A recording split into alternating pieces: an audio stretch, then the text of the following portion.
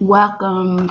This is the Late Late Show with BT, where views with security and law are being provided to you, the public. We're going to do a little something different for this show. Um, I had a Whitney Houston moment last night, and I started thinking about, how we started focusing on industry with this show, and not just public artists, such as actors, but just industry and some realities that come with that. And so I had this Whitney Houston moment because part of some of these realities is, when there's a certain authenticity that industry has, there are certain rules and guidelines that comes with that. And so sometimes participation in it doesn't change those guidelines. It still coincides with that. And sometimes that's the choice that some people make, whether they know it or not, going into something. And, and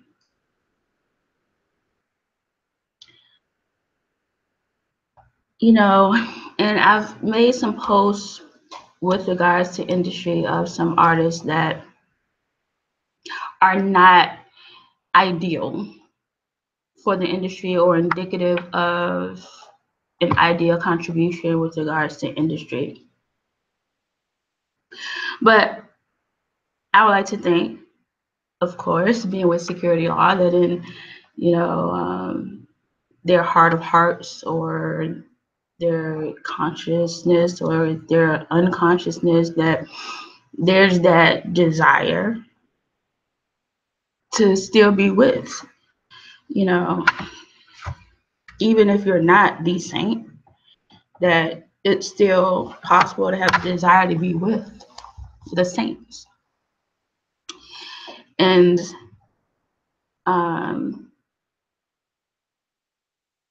contribute with whatever it is that was put in yours or that can be put in yours to contribute. And so I actually picked 4 publications, but there's a lot of information that came out of these. I don't know what it is, but we're going to get to it live. But I picked these ones for a reason. So we're going to be reading from People en Español, Febrero 2016, Vanity Fair, November 2015, and Vogue, November 2015. So that's Vanity Fair, November 2015, Vogue, November 2015, and People en Español, Febrero 2016. I chose one of them because the person that was the cover, this cover chose someone, or I guess I don't want to put them all as offenders, but this particular cover was, it was like, you probably you can relate that, of thinking that you liked something, or it was support that you liked, that something had your support, but then it lost it in a major way, and you had to face the reality that it's always been that situation, that's more of reality than something just changed it.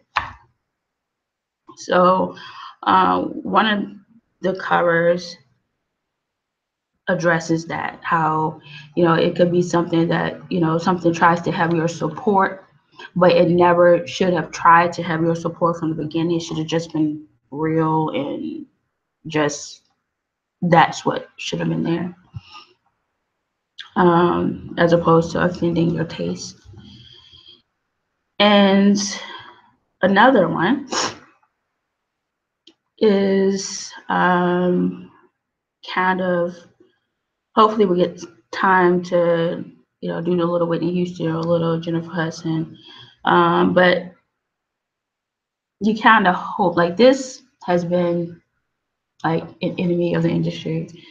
Kind of like the one that's on People in Espanol, that cover. But with these two, or at least one or both,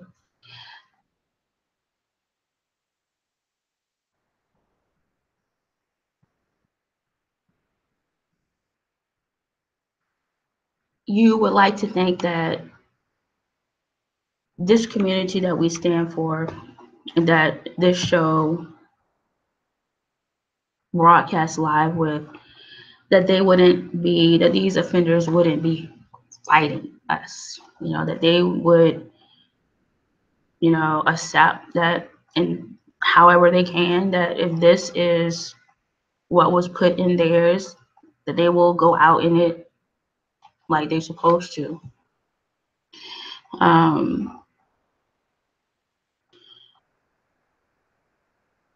So we're gonna get to that perspective hopefully later. And then Vanity, and then the other cover is one that never really took off for me. And then there was like this big explosive situation that really turned me off. But being in industry, you have to, when something like that when industry has to address something explosive, just blatantly, wrong on one aspect, you want to get, just naturally, you want to get the relevancy. And so out of the three, this one has taken a turn and found its contribution. That's not to say that this artist is settled in it, but we as a show and as a community have found the contribution in it. And it's also been one that has, it's a contribution that is not easily acceptable, because it's not readily immediately thought of. You don't necessarily think of, interminglings or interrelations in what is considered family. You don't immediately think of that. That's just naturally what you don't do. It's more alternative than regular or traditional. So I'm including that because with these other two, that is not us. There's this option, to to identify with, and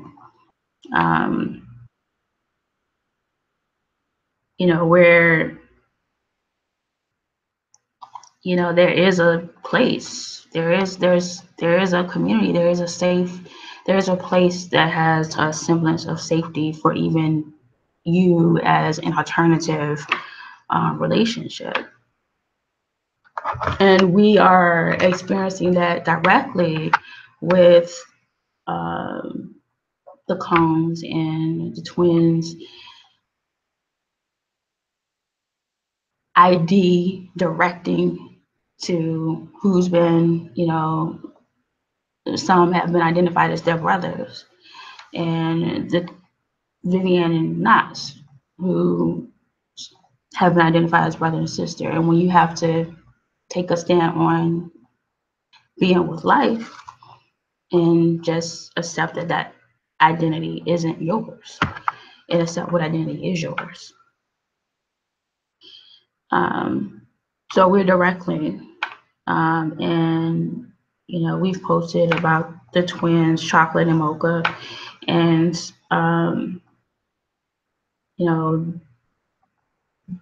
in their corn contribution, you could be like aghast that they would turn to each other sexually. But understanding, doing this show more, like again, just changing, just becoming more aware of how things happen of that nature that doesn't coincide with a sickness or a disorder, where it actually has a semblance of functionality in an alternative sense. So that is going to be our foundation of the show today.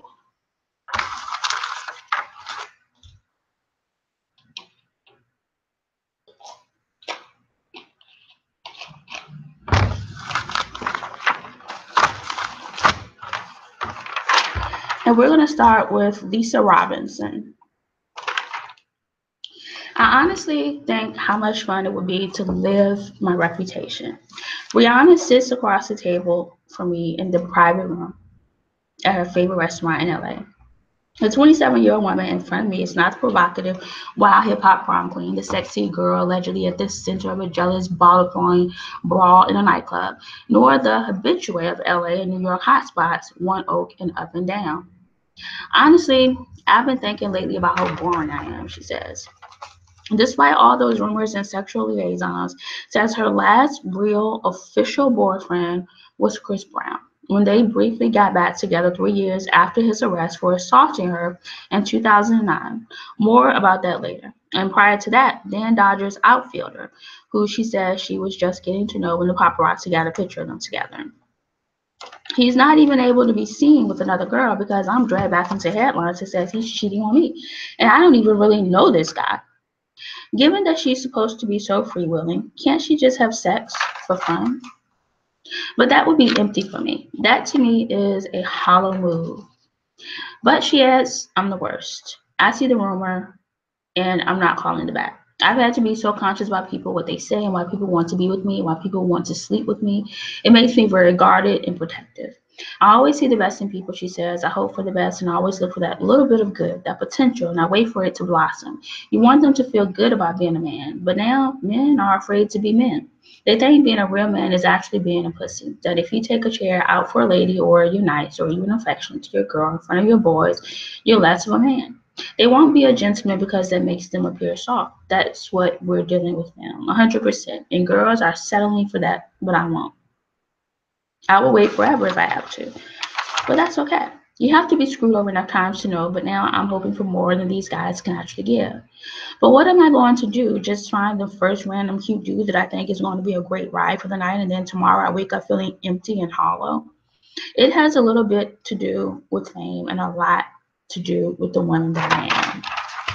I don't have time to be lonely, and I get fearful of relationships because I feel guilty about wanting someone to be completely faithful and loyal when I can't even give them 10% of the attention that they need.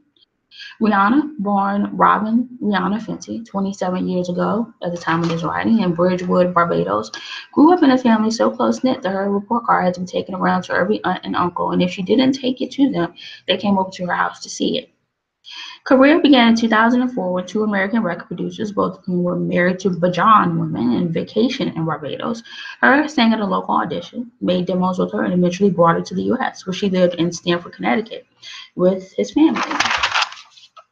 She'd already been turned down by another label, but Def Jam won her, and she, along with her lawyer, stayed in the building for 12 hours until 3 a.m., when she signed what she still refers to as a great deal.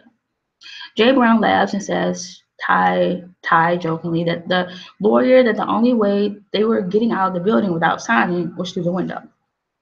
But on February the 7th, 2009, the night before the Grammys, following the party, an episode occurred that would change her life and probably forever be linked to her. I asked if she thinks she's always going to be a poster child for victims of domestic violence. So to talk about it and say it once, much less 200 times, is like, I have to be punished for it. Maybe I'm one of those people built to handle shit like this. Maybe I'm the person who's almost the guardian angel to this person, to be there when they're not strong enough, when they're not understanding the world, when they just need someone to encourage them in a positive way and say the right thing. You want the best for them, but if you remind them of their failures or if you remind them of bad moments in their life, or even if you say, I'm willing to put up with something, they think less of you because they know you don't deserve what they're going to give. She's always been there for me, and I really enjoy working with her. I mean, you can't tell me that you have to be in the club when it's legit at home and being a good father, and it's still one of the most prestigious rappers of our generation.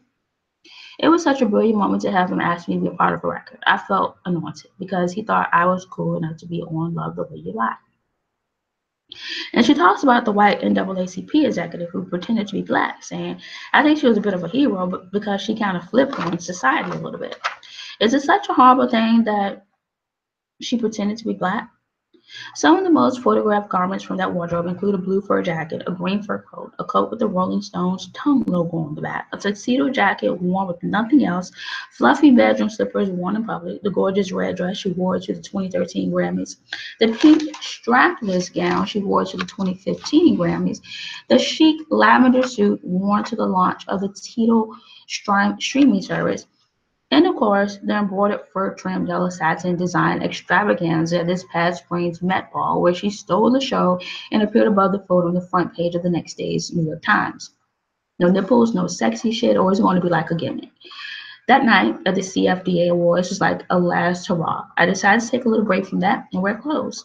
She has recorded everything from the beautiful ballad Stay to the record rock-inspired anthem, Rude Boy.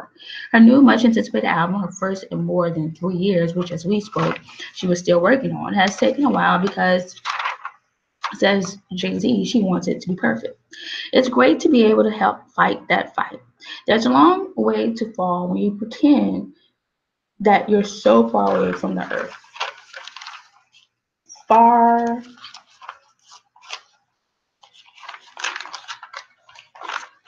floating in a bubble that's protected by fame or success. It's scary, and it's the thing I fear the most, to be swallowed up by that bubble. So, even though she is more accessible and polite to her fans than some stars who pretend to be, she says her everyday conversations with her friends center on how normal a life can she actually have. I mentioned that Eminem once told me he would trade a lot of his fame just to be able to go to the mall, and she exclaims, dude, something that can keep you a little bit uncomfortable. Artists sign a deal to make music. We didn't sign to be perfect or to be role models. The fact that people expect the day we sign we're supposed to be perfect does not make any sense to me. And having been through drama, dysfunctional relationships, and all those tests, when it comes to her personal life, says that for now, I'm fine with being myself. Bond's triple play. And now for Michael Lewis. They've been invisible right up to the moment someone or something told me that the books on them were stuffed with dirty words and shocking behavior, a rumor whose truth was eventually confirmed by Portnoy's complaint. The book I still remember taking down the shelf was Radical Chic and Maude the Flatcatchers. I'd never been in New York City or heard of Leonard Bernstein, the conductor of the New York Philharmonic, and had only a vague notion of who or what a Black Panther revolutionary might be. And none of that turned out to matter. The book started out with this weird old guy rising from his bed in the middle of the night and having a vision of himself delivering a speech to a packed concert hall while being heckled by a giant black man on stage beside him. Was this one of those stories that really happened, like the quarterback sneaked to beat the Dallas Cowboys, or was it made up like the Hardy Boys? The birth of new journalism. So back with Michael Lewis. Obviously, if you are giving a party for the Black Panthers or this evening, or as Sydney did last week, or as John Simone of Random House and Richard Barron, the publisher, did before that, or for the Chicago Eight, such as the party, or for the Great Workers, or as the parties, or for the Young Lords, such as the party is giving next week in Herb Park Avenue Duplex, or for the Indians, or the SDS, or the GI coffee shops, or even for the Friends of the Earth, well then, obviously you can't have a Negro butler and maid in uniform circulating through the living room, the library, and the main hall serving drinks and canapes. It's my 13-year-old daughter who a few days earlier had been told that her special trip with her father needed to be interrupted for the better part of a day so that he might pay a call. My child looks at me like, well, like a 13-year-old girl being taken on a suicide mission to visit a 2,000-year-old man, and then crawls on all fours across the wing to squeeze into the doggy door on the side. Just pull that back and you shut it down. Now that I was going to be parachuting into the ocean with his inert body, I need to be able to explain to the authorities who he was. He broke the sound barrier. No, I mean you know why anyone knows broke the sound barrier or cares? It wasn't until earlier this year that they became available for inspection. Well, not at the table anyway. There's a thrill to be had in an old-fashioned archive of poking around letters and papers and reporter notepads stuffed with random scribblings while the lady behind the library desk glances over to make sure you aren't doodling on the papers. When some poor sucker's emails or texts wind up in public, they offer everyone a thrill. But it isn't really the same. Who writes an email these days entirely free of the thought that he's being watched? He is terribly babyish, unhumanly babyish for anyone 12 years old. The description and drawing seem terribly exaggerated, I know, but every bit of it is true. And the picture is one of the most perfect likenesses I've ever drawn. The new journalists within the league changed the balance of power between writers of fiction and writers of nonfiction, and they did it chiefly because of their willingness to submerge themselves in their subjects and to steal from the novelist's bag of tricks, scene by scene construction, use of dramatic dialogue, vivid characterization, shifting points of view, and so on. Virtually every British travel writer who has ever left an unpaid bill might be counted on a new journalist. Every now and then, one of his teachers would note that he had a way with words and some artistic talent, but artistic ambition for a conservative Southern male in the 1950s or really any other time was too vague and impractical to indulge. He pitches for the baseball team, pleases his teachers, has an ordinary, not artistic group of pals, and is devoted to his mother and father. Whatever it is, the feeling seems to be heightened by the sight of a blank sheet of paper. For instance, he creates, while he's meant to be writing a Yale dissertation, an elaborate parody of a beat poet, Jocko Thor, complete with a small book of poems and a short biography. Jocko Thor has given birth to a new poetic genre called bonkism. It's as if they can't quite believe this seemingly sweet-natured and well-mannered Southern boy is going off half-cocked and ridicules some of the biggest names in American literature. His father introduces him to business associates. He writes to one of his father's friends and confesses what he really wants to be is a sports writer. Only one newspaper writes back to express interest, the Springfield Union in eastern Massachusetts. A young man who had once assumed he'd become a professor now roams the streets of small-town America looking for car accidents or house fires or color stories, and he doesn't seem at all troubled about it. But there's nothing special about his work. The Post sends him to be the Latin America correspondent, and from Havana he sends dispatches that read just like the dispatches of the guy he replaced. I don't believe there is any subject, with the possible exception of the neighbor's finances, which people enjoy having lugged out into the open more. But the human behavior in Washington doesn't strike him as all that interesting. The man who will become the foremost chronicler of American life for a generation would decide from his position inside the Washington Post that Washington wasn't all that important. The party is now constituted is obviously too stupid to survive. What is it to be done? People on one side, the left, yell at it, and people on the other side, the right, yell at it, but the train is only going to go down the track. That's why I find American politics too boring to write about.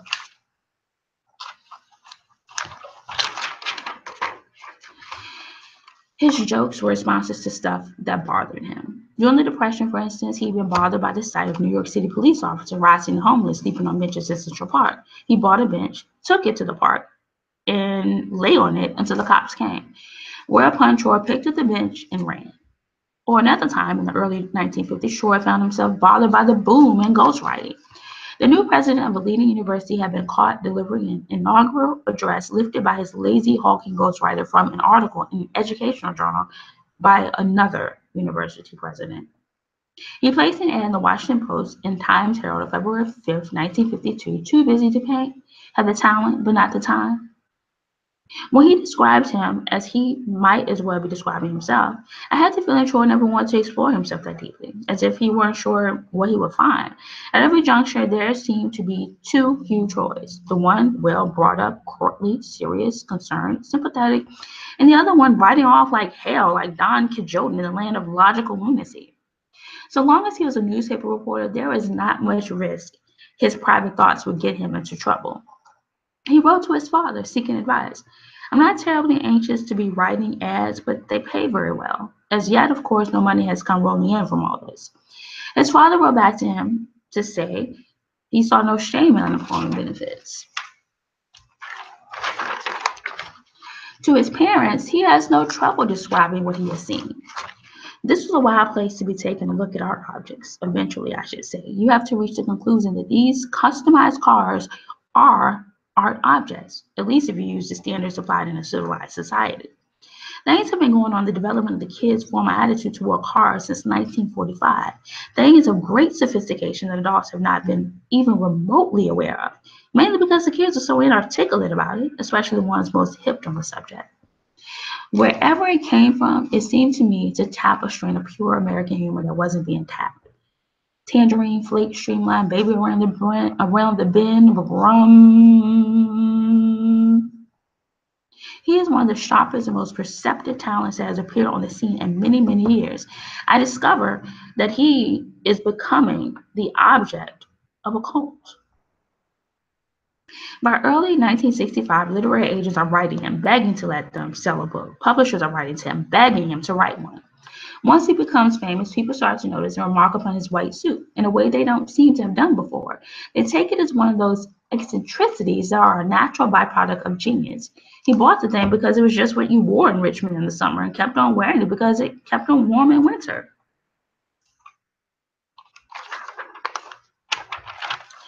Without a word of explanation, is suddenly describing what it's like to be in Junior's backyard, pulling weeds with his two sisters and watching a red rooster cross the lawn, while Junior tells him everything. And the reader learns from Junior himself. Their NASCAR racing basically evolved out of the fine art, mastered by Junior, about running the North Carolina federal agents with a car full of bootleg whiskey.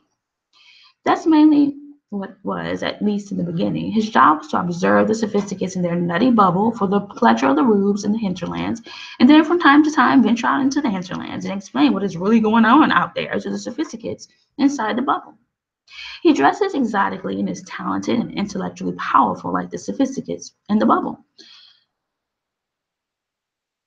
to an extent that shocks the people inside the bubble. When they learn of it, he shares the values of the hinterland.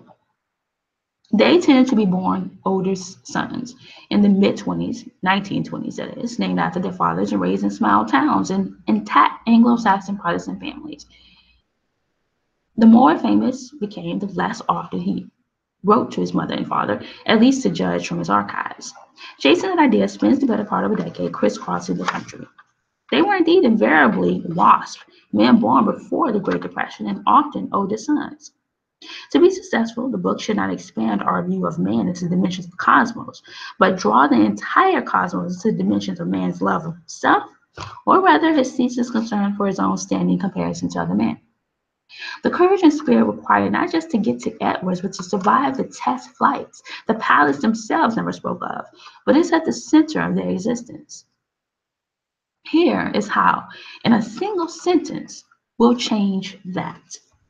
Anyone who travels very much on airlines in the United States soon gets to know the voice of the airline pilot coming over the intercom with a particular drawl, a particular folksiness, a particular down-home calmness that is so exaggerated it begins to parody itself. Nevertheless, it's reassuring. The voice that tells you is the airliner is caught in thunderheads and goes bolting up and down 1,000 feet at a single guard to check your seatbelts because it might get a little choppy.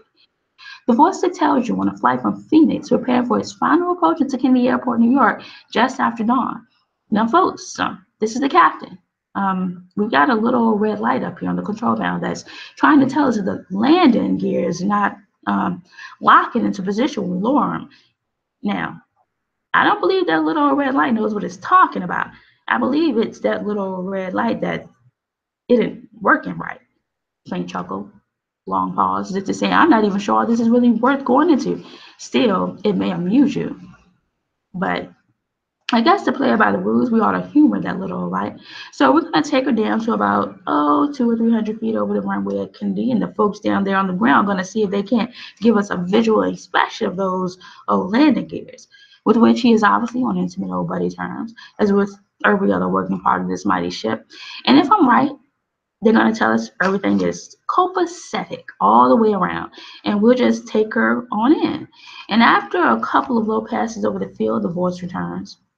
Well, folks, those folks down there on the ground, it must be too early for them or something. That's why they still got the sleepers in their eyes. Because they say they can't tell if those old landing gears are all the way down or not. But, up here in the cockpit, we're convinced they're all the way down. So we're just going to take on in. And I almost forgot. While we take a little swing out over the ocean and empty some of that surplus fuel we're not going to be needing anymore, that's what you might be seeing coming out of the wings, our lovely little ladies. If they'll be so kind, they're going to go up and down the aisles and show you how we do what we call assuming the position. Another faint chuckle. We do this so often, and it's so much fun. We even have a funny little name for it. And the stewardess, a bit grimmer by the looks of them, then that voice, started telling the passengers to take their glasses off and take the ballpoint pens and other sharp objects out of their pockets, and they showed them the position with the head lowered, while down on the field at Kennedy, the little yellow emergency truck started roaring across the field. And even though in your pounding heart and your sweating palms and your broiling brain pan, you know this is a critical moment in your life, you still can't bring yourself to believe it, because if it were, how could the captain, the man who knows the actual situation most intimately, how can he keep on drawling and chuckling and drifting and lollygagging in that particular voice of his? That particular voice may sound vaguely Southern or Southwestern, but it's specifically Appalachian in origin. In the late 1940s and early 1950s, this hollow voice drifted down from on high, from over the high desert of California, down, down, down, from the upper reaches of the Brotherhood into all phases of American aviation, military pilots, and then soon airline pilots. Pilots from Maine and Massachusetts and the Dakotas and Oregon and everywhere else began to talk in that Poker Hollow, West Virginia drawl, or as close to it as they could bend their native accents. By the old standards, the true standards, the astronauts weren't even flying. The job was to sit still and cooperate with the technocrats, and not alert the wider public that whatever you were doing required any less of the right stuff than they had before. The space program vaulted the astronauts to the top of the heap and reduced to an afterthought. The world needed them to be heroic pilots, and so they played the part. But no one, except for one American writer, thought to look more deeply into the matter. No one noticed the best story. A great romantic way of life, a chivalric code, has been trampled by modernity. The book sells well enough that it provides him with a financial cushion to avoid jobs as difficult as this one. The novel, The Bonfire of the Vanities, will sell nearly 750,000 copies in hardcover and another 2 million in paper. That's a very outgoing fashion choice, she says later, then takes off for the beach with his dog. The notion of roaming the earth and groping toward a purpose in life now seems ridiculous to 22-year-olds. But that's the notion. He did indeed worry that his parents would be disappointed with him, but they turned out instead to be relieved. I thought it was so demeaning to be out there picketing. The world expected him to be a character. He wasn't. People were expecting me to be a ball of fire. What's in the bag? What's in the bag, it turns out, is a marine distress signal. The great white males at that moment had decided that rather than be bus tour guides, they'd become stops on the bus tour. He made it to the conference, but then had gone off on a bender and never made it to the podium, resulting in all manner of trouble. That he had no great ability to attract attention to himself except through his pen proved to be a huge literary advantage. I wouldn't have the same pathway from the bottom to the top, he says. In the same breath, he says that he recalls his father's reaction to the book. Michael Lewis.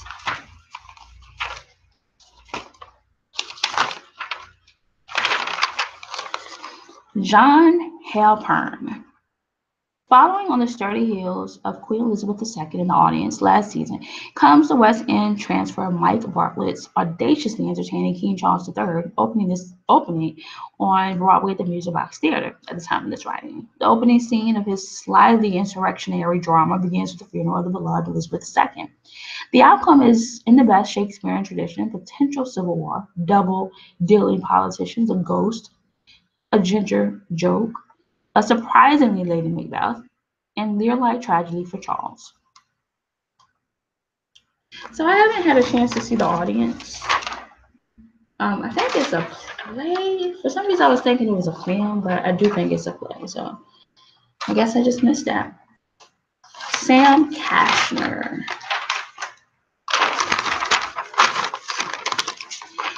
There was gossip that he was going to lose his star. And I think he was devastated by the idea of that.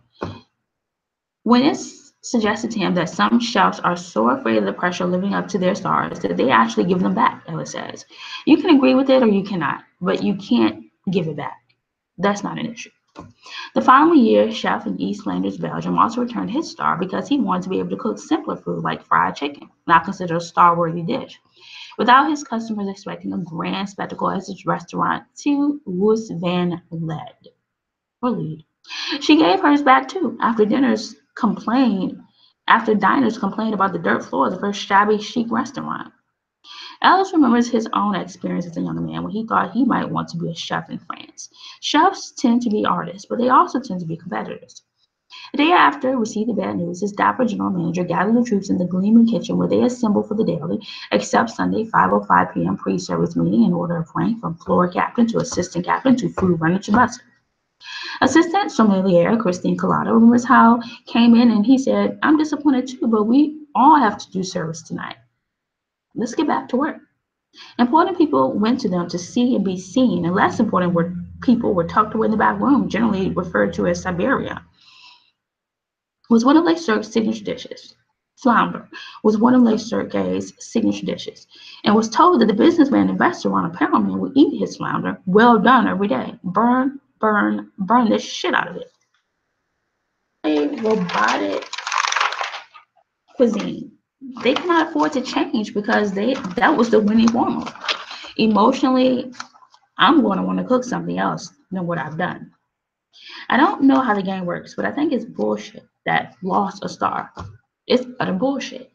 It's one thing to do the greatest play of the greatest piece of fish in New York, but that's not enough. You have to do it exactly the same and do it forever. What would they be doing without chefs? Founded by the brothers, the guide was first published in August of 1900 during the Exposition Universelle in Paris. The little book with its red cover started out as a free guide for motorists, and it quickly became Europe's most popular travel guide. In 1926, the stars were born, noting not just the comfort of this or that hotel, but the excellence of its kitchen as well. Bill Buford, a former editor of the British literary magazine Granta and now contributor to The New Yorker, knows that tradition well. There's a law now, supposedly in France, that you can't work more than a 38-hour week, but then the kitchens get a special dispensation if they apply for it. There's a lot of work in the background between receiving, cutting vegetables, and cleaning the restaurant, he explained. A training session takes place daily from 4 to 4:30, which might include a wine class from Christine Collada, or a coffee training with Mark, or a tableside with one of the older maitres. Just before the guests arrive at 5:30, the lights are dimmed and two captains from opposite sides of the room meet at the door, open it together. It's showtime. And to make a connection, you have 3 hours. When you succeed, you're an artist, but you have to start again the next day or the next table.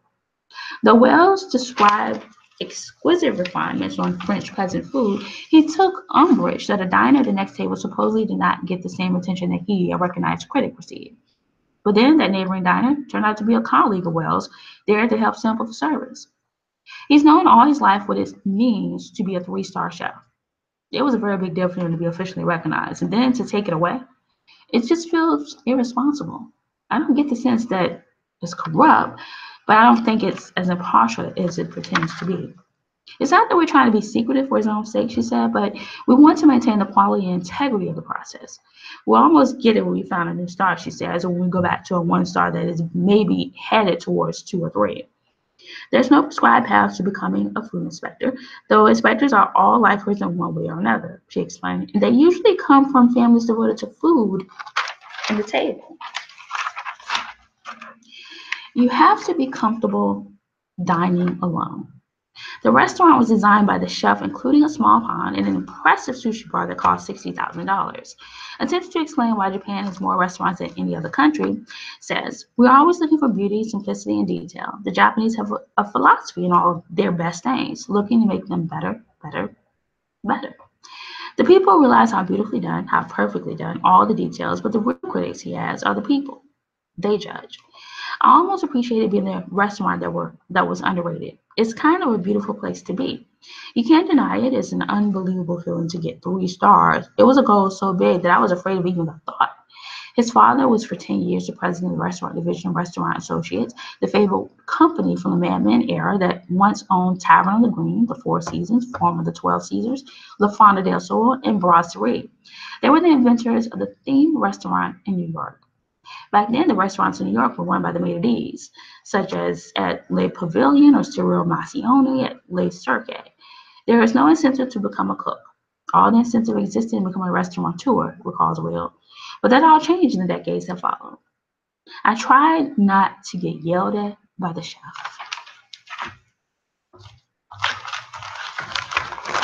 Sam Cashman. George Takei. It'd be nice to be what they call a Renaissance man. I wanted us both to be great parents.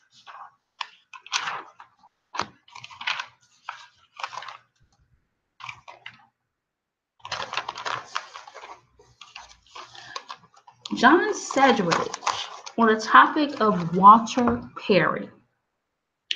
Did he betray his club, or is something else at play? Before me, the building's giddy Beaux Arts facade glowed in the lamplight. I was keen to move above among the beautiful young things as they ripped to a DJ's beat. I heard the stories about the rivers of alcohol, the stacks of 20s by the backgammon board, the supposed drug use, the hot tub on the roof, the beauties reared back against the antique billiard table. An Asian slave was rumored to be kept in the basement to do laundry for what is referred to as the membership. As part of their initiation, new members were said to be required to buy and then burn a plane ticket to China. But the scandal created an uproar in the hall that has tarnished its image, caused heavy soul searching among some members, and led to prison time. Upwards of $650,000 stolen by the genial, erudite Walter Perry, a devoted member with a PhD in classical Greek, whose heavy eyebrows, slim mustache, and glittering eyes suggest a kindly but perhaps unreliable uncle. But universal agreement, Perry kept the hall together with a crazy group for 3 decades, serving as chief undergraduate officer, then as a trustee, and finally as president of the board, often doubling as treasurer and secretary when those gentlemen failed to show up. For all this time, Perry says he was the resident historian and keeper of the secrets, a bill collector, a scrutinizer of accounts, a fixture for several varieties of girl trouble, and a chauffeur for the alcoholically disabled. This is not Perry's way, however, and that as much as any crime may be what got him into so much trouble. At my request, a lawyer brother tried through a St. A's intermediary named John Dawson, investment advisor with the LDR Capital Management, to interest members of the Board of Trustees in speaking to me. Is it true that 2 board members arranged over Perry's objections to get a 3rd member onto the board, creating the coalition that ultimately led to the audit that in turn resulted in the people of the state of New York versus Walter Perry? The Hall first took the matter to Manhattan District Attorney Robert Morgenthau in 2008, but the office issued no indictment until took office 2 years later. Until the cops showed up at 6 a.m., Perry recalls bitterly to roust him out of bed, arrest him, slap him in handcuffs, and take him to the Tombs, a jail in Lower Manhattan, and one of the more miserable places on earth. The 2 students forged a sacred bond that was soon extended to others. The appeal being not so much the invented mysteries as what underlay them, the age-old collegiate yearning for bromance. It is an open question. At Columbia, the answer seems to be very little. Despite many efforts, there is little by way of an endowment. He was smallish and southern with an accent you didn't normally hear in New England, and he celebrated Robert E. Lee's birthday every year with cake and candles. I recall an afternoon when we stayed together at the table after lunch. He wanted to show me how he was going to do away with the Pentagon, a popular notion back then. After that, I had to know more, and I arranged to meet Perry in various places: in the coffee shop at the Gertrude Hotel, near the clock at Grand Central Terminal, at the 4th floor apartment he shares with his wife on 157th Street, and finally on a park bench by the Hudson, the nearest he could come to St. Anthony Hall without violating the terms of his parole.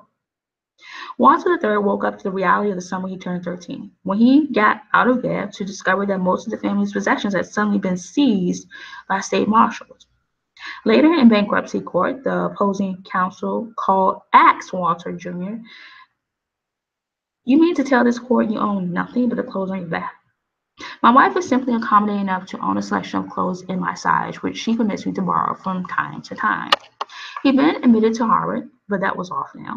Backgammon couldn't carry late law forever, and in 1983, Perry shifted briefly to the investment firm Rooney Pace, whose chairman would later be indicted in a $100 million fraud scheme. Perry then teamed up with a partner to buy a small company that developed computer systems to assist foreign firms with regulatory compliance. By then, Walter had created a sweet life with a charming house in Short Hills, New Jersey, 4 children he'd soon put through college, and a cherished spot in the social register.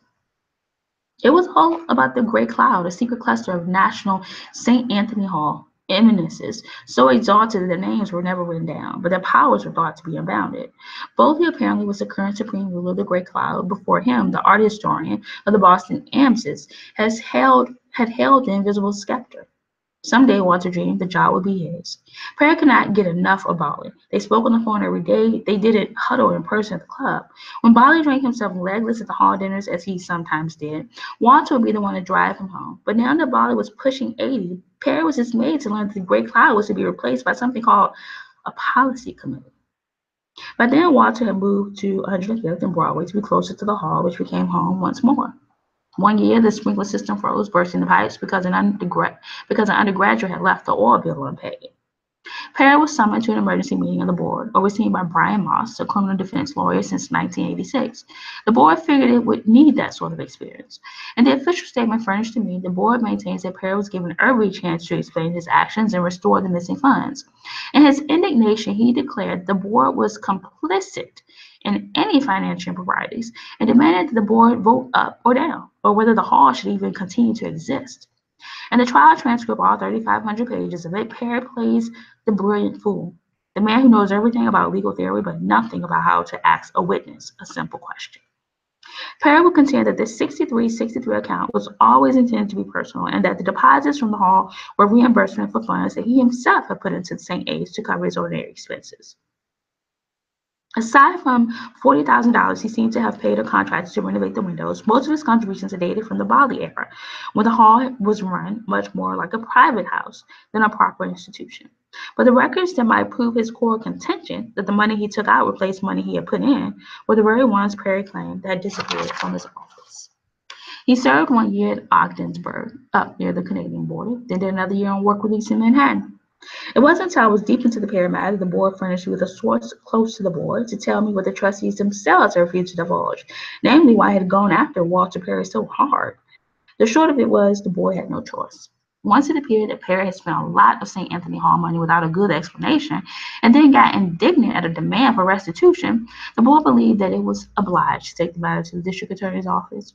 If I'm sitting on the board of St. Anthony Hall and I know Walter Perry knows something really bad about me, the last thing I'm going to want to do is to turn him into criminal authorities. It may be that, like his father, he encompasses two sets of facts that don't overlap, but you could argue the very obviousness of his guilt may be the clearest proof of his innocence. Or was this one of those banal cries for help one reads about? But he can go on. I do know that he starts using the phrase the ontology of money. I want to drive him back to Ogdensburg myself. At Columbia, St. A's is sometimes translated as St. Asshole, and its smugness has earned the scornful envy that is the burden of the young rich everywhere. If Perry was on both ends of the checks, it may be because of the nature of a shoestring operation he ran largely by himself. It doesn't have that bally shirt left. The one witness who might have understood is dead. The party had been the night before. The dark-haired woman who answered the door was welcoming, though. It was sparsely furnished with leather couches, a piano that was out of tune, a drab dining room table. Maybe the scene seemed forlorn because there were just two people in evidence, the woman who had let us in and her boyfriend, a smooth, likable guy, keen on finance. Perry had occupied the tiny office like a bailment, off the foyer, trying to make Saints more than it could be. The Alpha chapter lost a large number of seniors to graduation in 2013, and of late has frankly been pitching diversity to replace them. The members continue to be people with money. But the hall will party on to the 40s swing band sound for its annual Valentine's Day black tie gala. Because they share.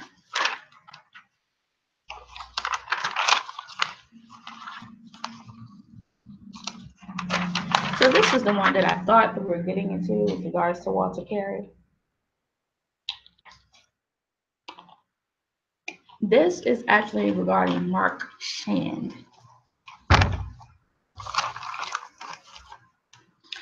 Now, on the evening of April 22nd, 2014, 3 dozen of these eggs were being auctioned at Sotheby's to benefit elephant families. The nonprofit, founded by Shand in 2002 to save Asian elephants in their habitats in India and 12 other countries. But his countenance brightened as the eggs went for higher and higher prices. Tracy Emin, $56,000.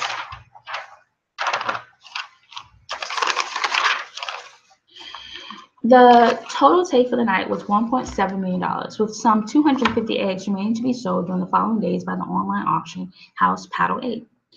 Powys, a listen 36-year-old blonde, had been on and off girlfriend for a few years, but they had ended their relationship a year earlier.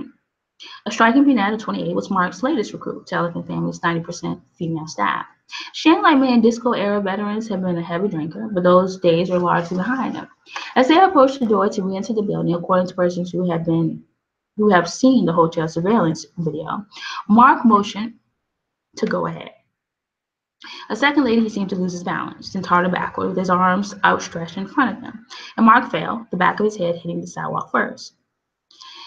Shand was taken to Bellevue Hospital, where he was rushed into the intensive care unit and put on life support. His sister was with Prince Charles in Scotland at Burke Hall, their retreat on the royal family's Balmoral estate, and is organizing celebrity rickshaw race in India with 43 rickshaws, decorated by famous artists, traversing more than 300 miles across Madhya Pradesh state to Kipling Camp, where Mark's beloved Tara, the star of his 1991 bestseller, Travels on My Elephant, enjoys her retirement.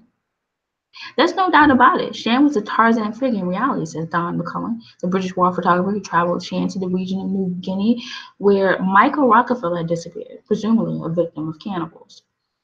At the time of his death, he was rumored to be involved with the Boston London socialite.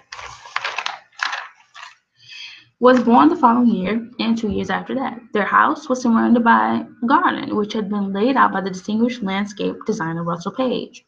Another old family friend, antique dealer, remembers Mark was always the joker in the past, the one who was getting up to trouble. And she said, "Darlings, I've always been completely fair between the three of you, haven't I?" Because that was not the way it was. Recounting the unsuccessful effort to get her brother to Eton. By the time he had about 10 math tutors, it was clear there was no hope. In Jaipur, the boys were received by the Maharani, Ayesha, and her son, Prince Jagger, both of whom would become Shand's closest friends. And he was never going to be contained by four walls. It was the beginning of an intense and legendary friendship, which was to last 25 years, told me. Tall, handsome, aristocratic, and heterosexual in a decade when androgyny was all the rage, they were sought after by the city's most fashionable hostesses. In 1975, that November, People magazine reported that in 1975, when an 18-year-old enrolled in an art appreciation course at Sotheby's in London, the British tabloids were quick to link her to Mark. I remember getting a call from Jackie berating him for inviting her teenage daughter to that kind of party. They launched their company, Obsidian, in 1978 and started out by trawling the Portobello Road for inexpensive silver candlesticks and antique clocks, but soon graduated to Art Deco jewelry by Cartier and Van Cleef & Arpels. Shand later wrote, "Like posh swagmen in linen suits with sacks of beautiful booty over our shoulders, we hit the rich and famous, the old and new wealth, and the money-drenched capitals of the Americas, Caracas, New York, Dallas, Houston, Los Angeles, Palm Beach, and Miami." By then, they were spending every February with Prince Jagger at his ancient fort in the center of Jaipur, Honeyford Gems by day, and Carousing by night. July and August were reserved for Bali, where they built, in Shand's description, a beautiful Robinson Crusoe house on a surface beach. We did this huge sail through Indonesia in a dugout trade. But Mark came to me one day and said, "Look, I really want to give up work." The boat was like a bucking bronco, Shand wrote. "I decided we had to get off, otherwise we were dead. We both were cut to pieces, lacerated by the coral while being swept ashore. The boat had no chance. I saw her rise up once more, topple backwards, and snap into like a matchstick." After 18 years covering wars from Vietnam to El Salvador for the London Sunday Times, had been pushed out by the new Murdoch regime. And as he wrote in his 1992 autobiography, Unreasonable Behavior, he wanted to get rid of the rubbish from my mind and record the disappearing tribes of the world before it's too late. But Mark had bought some human skulls and had them in biscuit tins on the boat. The guy that Mark picked up at the bus station started saying about this man, friend of the Queen. Daughter of older brother Teddy Goldsmith had been previously married to Pirelli Tire Hair. Exactly at midnight, these double doors opened, and in stepped Mark and with a whole bunch of young Google people behind him. Her mother was an English beauty, aptly named. 4 years later, he produced the unexpectedly affecting Travels on My Elephant, which recounts his 600-mile journey on a sheet elephant named Tara from the Bay of Bengal to the world's oldest elephant market in the Ganges River. It became an enormous bestseller and won the British Travel Writer of the Year award. Shannon's third book, Queen of the Elephants, about the first female Mahout elephant driver, won the 1996 Thomas Cook Travel Book Award in Britain and the Prix Littéraire 300 Millions DMS in France. It was accompanied by a BBC documentary. Then we went down the Nile to Singapore and to Bali to Mark's house, where my father joined us. We bought a house at the bottom of a valley in Wiltshire, told me. I had a terrible birth, so I had to be operated on. We decided we should go back to England and make a fresh start. Unfortunately, by that time, I'd lost him, basically. But our marriage just broke to pieces. Elephant Family didn't really get going until 2004, when Shan found a 26-year-old daughter of an evangelical preacher from the north of England who would turn out to be his perfect creative, administrative, and romantic partner. They were on and off for many years, but what was consistent was the huge respect and love between them, because together they were making stuff happen. I'd never been happier to see my little brother in my whole life, and he told them brilliantly. But to get shit done, you have to be relentless. Shan's Indian friend, the sister of the last Maharaja of Morbi, told me there's still a lot of work to be done for the Asian elephant, but the ground has been broken by Mark. He became the elephant man for a lot of Indians. He would have hated to be an old man. And that was regarding Mark Shan. So the best cultural happenings in New York City, chosen by New Yorker editors, plus easier browsing and improved functionality. Critics revealed the best in theater, art, nightlife, classical music, movies, restaurants, and bars.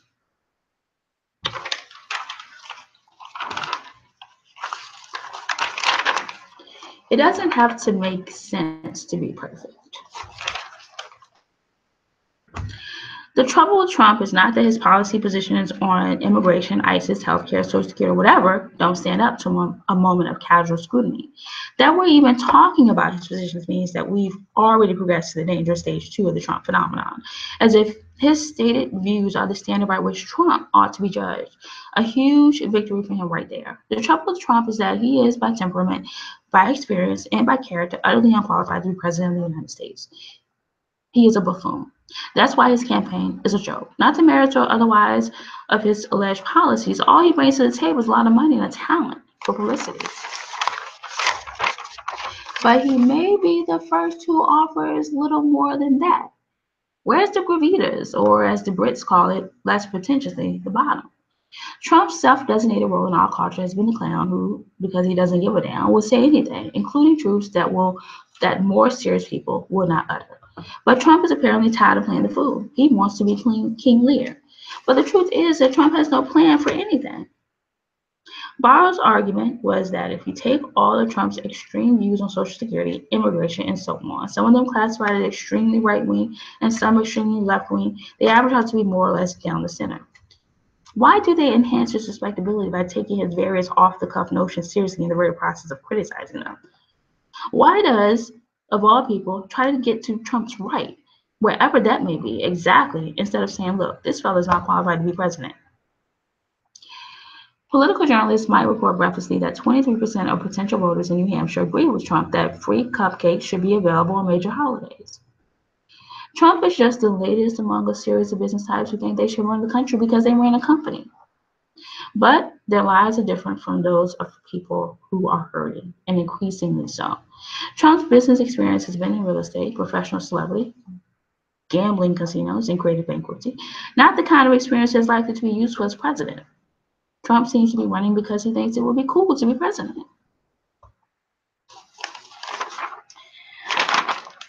So I don't want to quite say that that's kind of comical.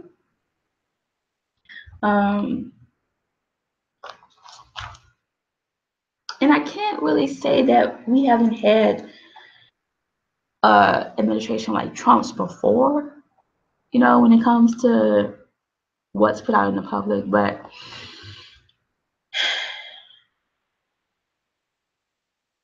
what it kind of says, what it kind of shouts out is that, because like right now we're in a time of resolving a situation regarding a predator.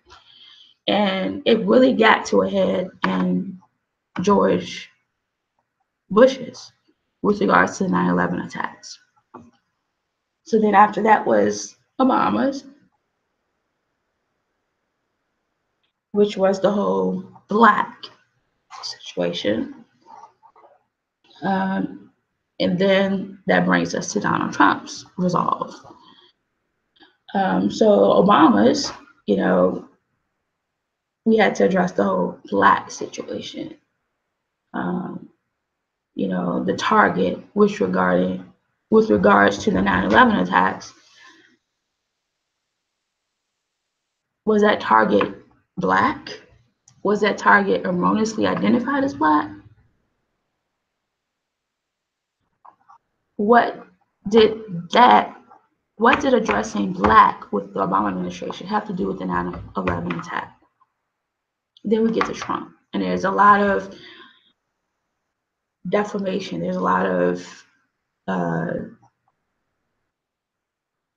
abuse with regards to someone's identity or their name or their, how does all of that impact someone's emotional? Even if there's a wall there, there's a shield there, what does all of that have to do with anything? So, we posted that their Department of Homeland Security was getting close to the predator in Columbia, South Carolina, with the loss of Earl and Little Earl, but specifically in Columbia, it was just Earl. And as we were recently informed by eyewitness that the plane was that the offenders that were aiming at the Pentagon to attack it there's a connection to Columbia because of Columbia Pipe.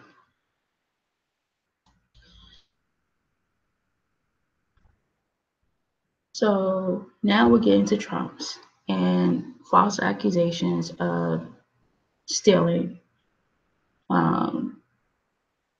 which can't say that it was trumped, but clearly, because the planes were hijacked, that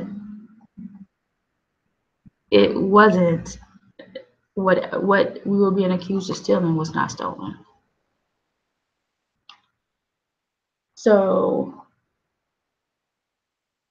it's just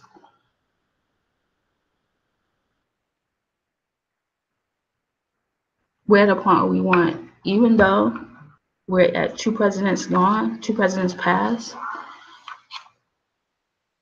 the ex-President Bush had mentioned that he would use, these are his exact words, that he would use the full resources of the federal government to hunt down and find who was responsible for that heinous act.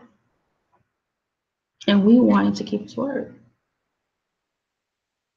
because it was rape, it was deadly error. That's the thing. When someone makes an error that's irreparable, you can't bring 296 people back. When an error is that serious where it's getting. You know, like, oh, you know, I can erase this or ink or I could white it out.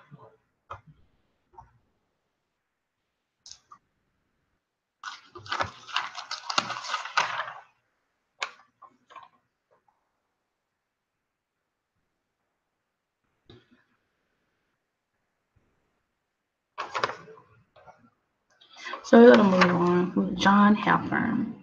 She told me in her unassuming way that the biggest audience she played to on tour was about 110,000 at the Glastonbury Festival in England. The smallest, about 40 kids, she read poetry to in a field someplace in Poland. I have poor table manners, but I do my best shit now incongruously. So we had beautiful books because our family would go to a church bazaar and buy them for pennies. So at a very early age, I decided to be like Joe. Oh, to be reborn within the pages of a book, she exclaims, and M. Train as one of her heroes declared, I want to be a poet from head to toe, living and dying by poetry. It's hard to believe that is now 68 at the time of this writing, and a grandmother. 100% additive-free natural tobacco. Mark Razzo. The gospel was rock and roll. The hungry souls were the people of the world, and the preacher was a white Alabama farm boy named Sam Phillips, who arrived in Memphis in 1945, besotted with blues and R&B. In short, John Sedgwick witnessed the Hamilton Bird murder by duel in War II, Berkeley.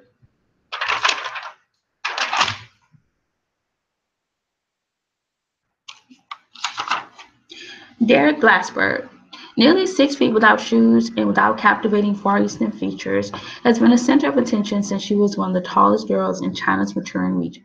First as a teenage professional basketball player for the country's Jilin province team, then after being scouted in the streets of Beijing and relocating to Paris in 1996, as a top model on the runways of designers. When got back to New York, she quit modeling, began work as an auction house trainee. Better than any school could offer, she says, of her crash course in art, wine, jewelry, whatever else her peers thought the new girl with good style and great connections should know. But these are the facts. Set a new record with $4.5 billion in Arab sales in the first half of 2015, with Asian clients accounting for 27% of all sales globally. Discretion is the biggest part of her job, to be one of them. Chris Craft. Mahogany hulled power boats designed and built starting in the 1920s gave way to primarily fiberglass and metal bodies by the late 50s. ChrisCraft.com. Hot Tracks with Sam Smith and Lisa Robinson. Lisa Robinson, how did you react to being called the male Adele? Sam Smith. Every artist is always going to be compared to someone. So to be compared to a woman who stands for everything I believe in music, I was firstly flattered.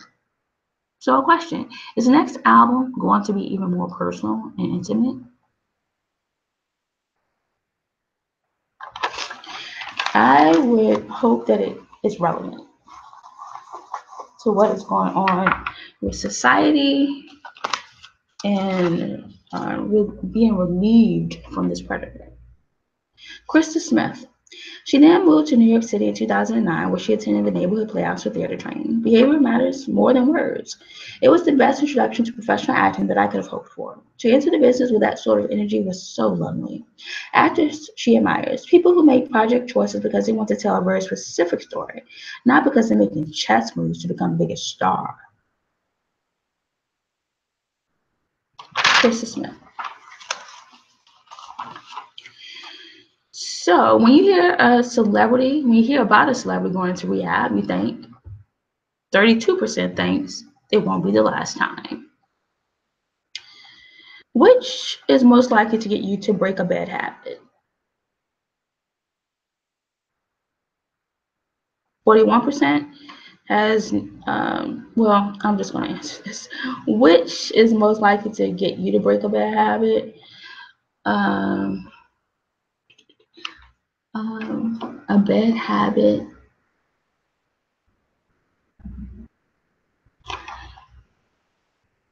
Do I even have any bad habits? People who have no bad habits are 7% impossible to be around.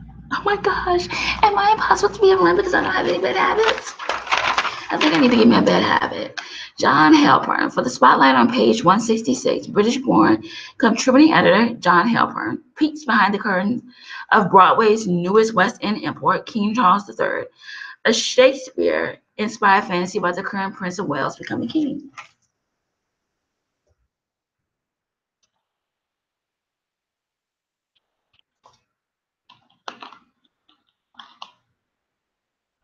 Lisa Robinson. Despite all this club hopping, bad girl reputation, I found Rihanna to be thoughtful and completely in control of her life and career. And in the story, she reveals herself in a way she never has before. Bottega Veneta. Back to the present. Bond's triple play. John Powers. There's one particular shot of an impending storm that's been gnawing away his perfectionist soul. Something about the clouds doesn't look quite right. Can you shift it a bit to the right? Even his commercials, like the dazzling America Go Forth spot for Levi's, brim with curiosity and excitement. If discreet about his private life and never grandiose, if I ever started boasting, he says, my grandparents would come back to me and slap me. He has dated a number of attractive women, most famously the actress Michelle Williams, most recently a Venezuelan beauty who works in advertising. There wasn't a lot of call for evening wear on Beast of No Nation, powerful, very violent adaptation of the acclaimed novel by the Nigerian American. Set in an unnamed African nation, it tells the story of Agu, the newcomer Abraham Atta, a likable little boy whose family is torn apart by civil war. You can watch them in news headlines, but only through telling their story can you actually begin to see them in their humanity. One afternoon, we're out on the Hudson aboard the Sea Eagle, 25-foot boat that co-owns, yes, he also sails, and asks his dowdy first assistant director on Beast about working in Ghana. His grandfather was what was known as a no-no boy, one of the Japanese Americans who refused to sign loyalty oaths or fight for America precisely because they'd had their rights taken away. There are, he says, only three things I've ever wanted to be: fighter pilot, architect, and film director. But before doing that, he pursued an even wilder dream: to be a professional snowboarder. I love the adrenaline of it. While a student at UC Santa Cruz, where he first became fascinated by child soldiers, he spent a year abroad studying at the Institut des Etudes Politiques de Grenoble, which not coincidentally happened to be at the foot of the French Alps. I spot a golden trophy balanced awkwardly on a messy table. As I look around, it seems obvious that it has too big a life for such a tiny apartment. At one point, his publicist had suggested that I might watch him play polo, but he told me he preferred not. It seems too bougie. Although it looks at first like an ordinary New York license, the bottom right is dotted with icons. There are all his other licenses: motorcycle license, towing license, boating license, hunting license, bow hunting license, even a fishing license. Virginia Smith. In the early 1900s, Hermes introduced a blue and red striped horse blanket that eventually came to be known as the Rockabar after visiting Brits kept calling it a rug-a-baris, or striped rug. Baldwin. As a young couple, the Baldwins moved to LA, where study fashion, but then slowly arsed back to the Midwest, eventually settling in Kansas City, Kansas. Jonathan Simkay. Jonathan Simkay, 30, has always been hawk-eyed when it comes to noticing what women want to buy. Mark Guiducci. And Crimson Peak is a 19th century London bride brought to life at the crumbling and haunted country home of her aristocratic husband. Brought to life, brought to live. Anyhow, the best chefs know that an improvised next day meal is when inspiration can strike. The Birth of Venus. Blot out of blue, between the lines.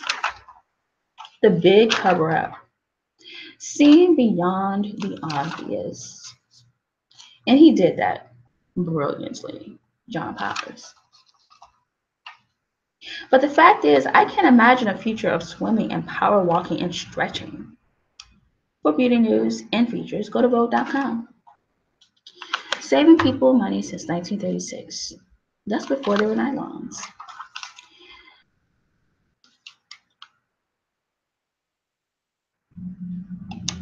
Distilled water inspired by the clouds.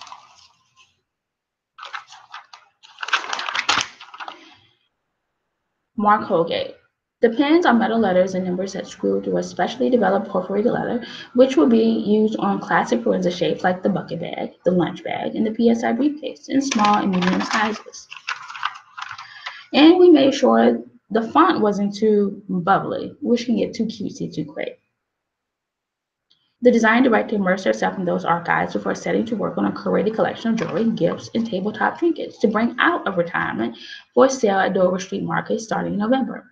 The capsule includes re-editions of iconic jewelry pieces from the 50s, 60s, and 70s interpreted under M. Fiftencroft's direction, all of which she describes as influenced by the clean and modern, never fussy, recognizable Tiffany with a rigorous attention to design. A fragrance inspired by the iconic trench coat, My Burberry. Bottega Veneta. Barely Dare bourgeois attire is equally daring for daytime and elegant evening. The best in professional salon hair care products. Mark Guidici. In the case, at least the answer seems to be, somewhere on Diane von Furstenberg's runway, he's the sonic sorcerer known as The Weeknd, whose new album, Beauty Behind the Madness, has earned him comparisons to Michael Jackson. And on the second Sunday of September, after monster reports that the two were together, watches his girlfriend walk DVL show to the sound of his own #1 song, Can't Feel My Face, her wavy brunette mane bouncing and festooned with an orchid bloom. Beach towel.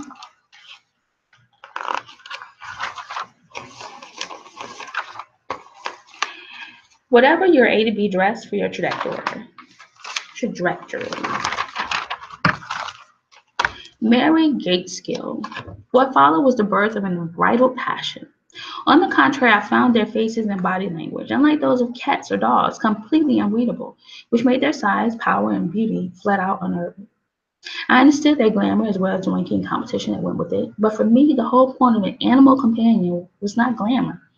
I wanted to be soft and cuddly with a pet. I could see no way to cuddle with something as enormous and hard body as a horse. And the idea of sitting atop a 1,000-pound creature without that gentle channel of communication, that was not my idea of fun. I stood before them with my hair up, wearing silky summer clothes and pink high heels, the one trying to be a farmer in Green Acres. While grooming a horse before saddling her, I would be trying to find the mare's sweet spot, the place she would like being brushed. Both emphasized the need to be strong with the animals to be in control, which put me in a difficult position as I did not feel qualified to be in control. If it wasn't possible to at least pretend otherwise, that left me feeling pretty powerless. Although I hated gym class and team sports when I was a child, from my 20s on, I found ways to be physical. Martial arts, dancing, bike riding, long walks, and weights at the gym. At 56, I was relatively fit and strong, but that didn't seem to matter as soon as I got on a horse, where I had to coordinate my legs and hands and therefore my brain in a way that was completely unfamiliar to me. She thought he would like me because I might remind her of a little blonde girl who used to ride him, a girl he had become fond of. Later, on a different day, as I was leading him back into his stall, he bolted in past me so fast that he knocked me into the wall. I decided to try another stable, and it was there that I had my first breakthrough. It was like a wild, intense form of cuddling, so astonishingly great that for a minute, I forgot to be nervous. That was the breakthrough, because I had stayed on a horse even at a trot. I decided I would learn to trot bareback. I made it to the second lesson before I fell off. I tried to remember the wonderful feeling of the horse on my legs, but all I could think was, if I keep this up, I'm going to break my dumb ass. I went back to grooming and cleaning at place, no riding. I was teaching and writing, and physical labor at the barn was a welcome antidote to the mental labor as well as to the emotional rawness I felt about everything that was going on. As long as I didn't have to ride them, I liked caring for the horses, brushing them, rubbing them, scratching them on their sweet spots. No, they don't give her any trouble. No, even Cool Cat doesn't give her any trouble. By that I don't mean that I felt her body. It was more that I felt her being. Yet another kind of breakthrough. It told me that her son was dying and that it was possible that one day I might come to the barn and find that they weren't there.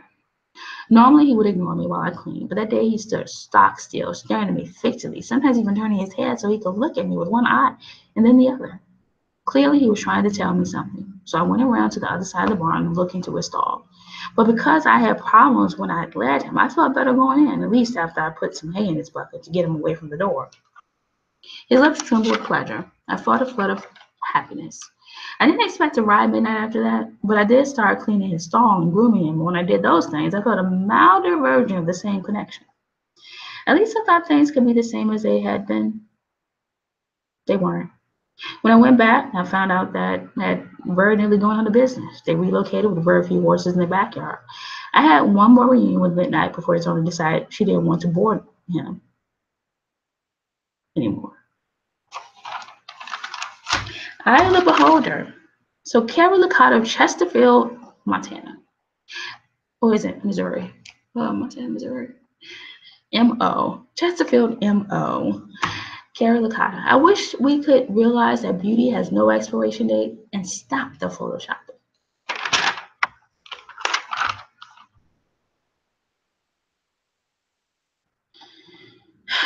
So we have a kidnapper in a Bottega Veneta skirt attempting to kidnap me. Vivian, talking back. Will you let me be the guy you drink bourbon with? Will you let me be the guy you drink bourbon with and the guy you throw great parties with, even when we don't invite anyone? Awesome. Walter Mercado, so hará brilhar todo lo exquisito que se encierra en tu interior. No hay enfriamiento ni distanciamiento que no soluciones con tu buena comunicación. Jeanette Torres. Permitir que nuestros hijos tengan celular es una decisión que genera miedo o más bien terror, como dijo mi esposo al activar el de Andrea. Dr. Juan Rivera. Estoy convencido de que nuestra adicción a estos aparatos ha contribuido bastante a los problemas de sueño que sufrimos hoy en día. Don't miss the next Essence Beauty Box. Reserve your Essence Beauty Box today. From hair and nail care to makeup and fragrance, each month brings you the best in beauty, curated by the beauty experts at Essence Magazine. La actriz colombiana que brilla en la pantalla chica en la serie de Affair Showtime comparte sus puertas para una vida tranquila, balanceada y saludable. Michelle Tauber. Con su primer sencillo, Hello, que batió récords con más de 1 millón de copias digitales vendidas en la primera semana de su estreno en Estados Unidos, el CD es el acontecimiento más anticipado en la industria musical desde la presentación de su anterior álbum 21 en el 2011. I was too strong. You were trembling. You couldn't handle the hot heat rising. I miss the air. I miss my friends. I miss my mother. I miss it when life was a party to be thrown. But that was a million years ago.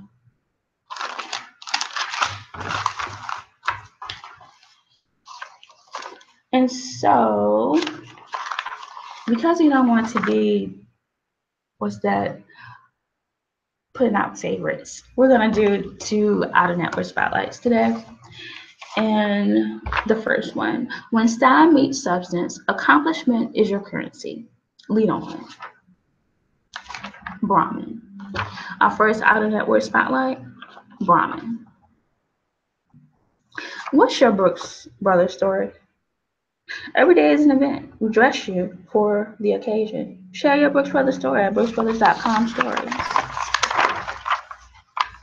What's your Brooks Brothers story? My visit to the White House. I felt appropriately presidential when I got to actually meet the president.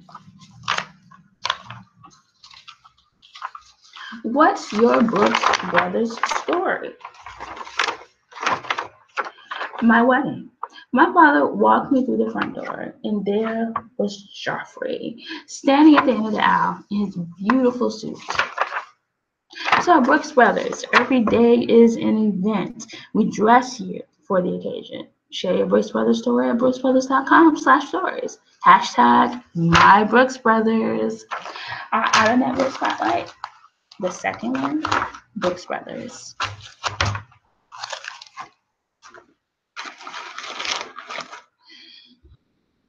So we now have about an hour.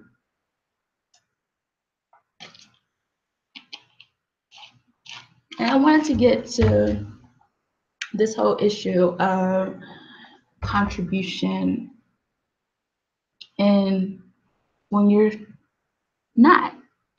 But there's still hope for you. You know, there still can be a reason to it, a purpose to it. You know, in a sense, you know, you can still go out with peacefulness. So,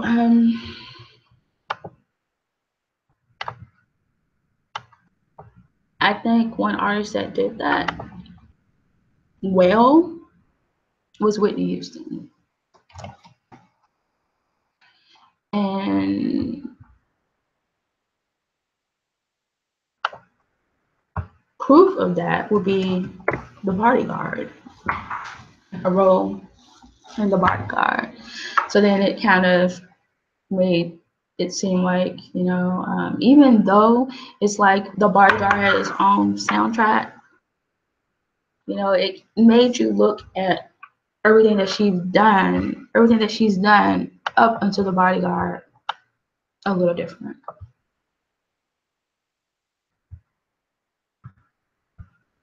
You know, so when we got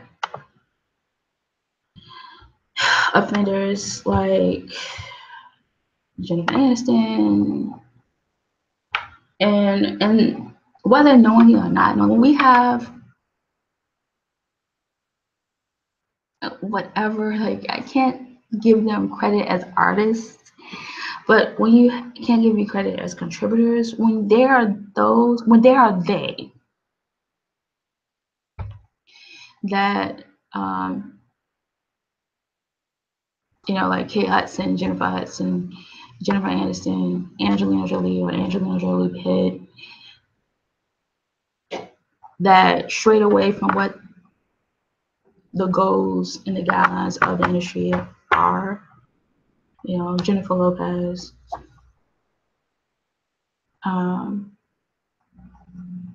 You know, when we have to make extra effort to clean up, to be like we're cleaners now, to, you know, have people in place to counteract their attempts to get or gain or whatever goes on in their noggin.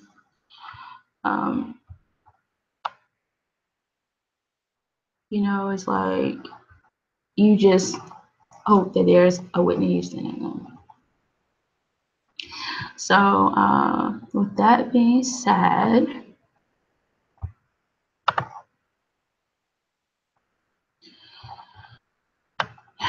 this last part is going to be kind of a way to be who we are in that, you know, because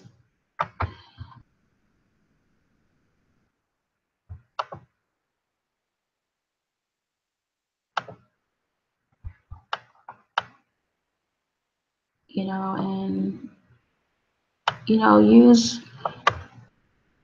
a little Whitney Houston to, you know, not like maybe in a way if you perceive things like, you know, like being the negotiators, you know, but it's like, isn't there a rule that you don't negotiate with terrorists? That's just something you don't do. But just to, you know, not was that Biggie's song where it's like somebody better talk to him before, how I go, better talk to him before such and such put a spot through him. To kind of,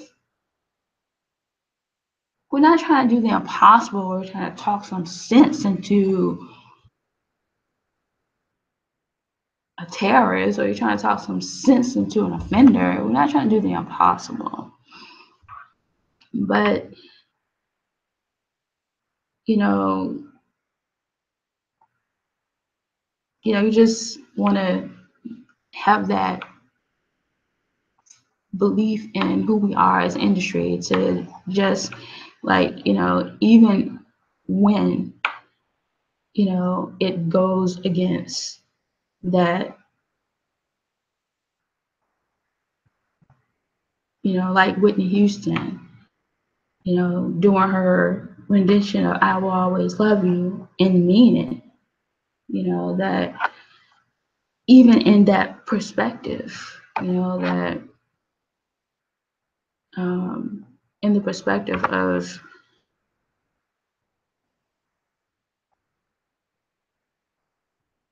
yielding to the authenticity of the industry, and just accepting this is what, like there's like in a movie, like if it works for you to think of it that way, like in a movie there's an antagonist and there's a protagonist, like when it comes to this industry, it seems like that's how it is as well. There's the, in life, there's the protagonists, the ones who actually contribute, and then there's these antagonists that's against it, and false pretenses, and crime, and being with security and law. We want to contribute to the reduction of the crime rate and offenses in the little old town of Spotsylvania County. It starts where we got it at in ours. So if we have to what's that word? Enforce in ours to prevent how it's supposed to prevent with the public, and that's how it's supposed to be. If we got a case in ours like kidnapping, and we got a case in ours like rape, then we need to address it.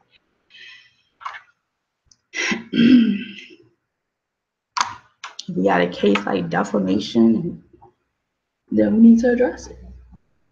So I'm gonna do a few songs. So I'm gonna begin, and then like when I was doing it, I felt like, you can really, it's like when you're not something, like when you're not a criminal, you can't actually be that criminal. But like in The Bodyguard, when Nikki's character, she's like, those are my words. That's, she didn't write those words of that offender, but she was like, those are my words. That's how I felt. It's like when you get something, you get it. You don't necessarily have to be a criminal. You don't necessarily have to try to hack into a criminal's mind. But when you get something, when you get a case, when you get a character, when you get a contributor, when you get an offender, when you get a victim, you get it. So again, Whitney Houston, one of the ones that I think went out well in it, contributed well in it because of everything that was put in hers. So I'm gonna, I guess, am I like explaining Whitney Houston with security involved? Maybe, maybe not. But I'm gonna start with I Will Always Love You, because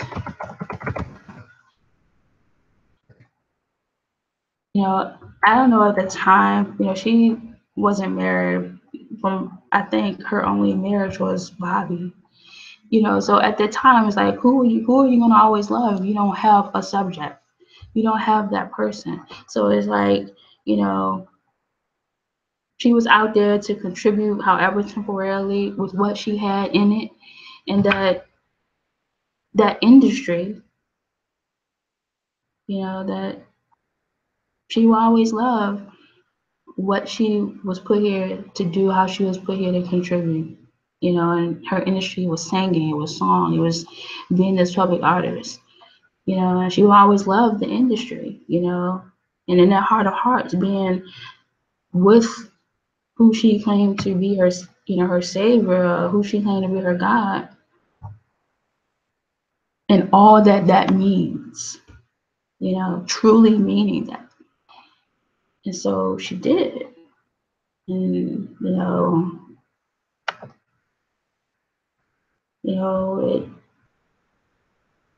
she did it. She meant it.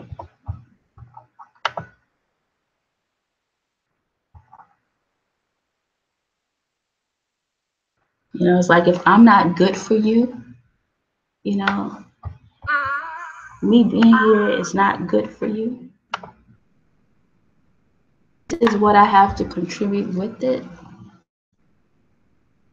Like, I'm fully committed to it, to including its result, its end result in it.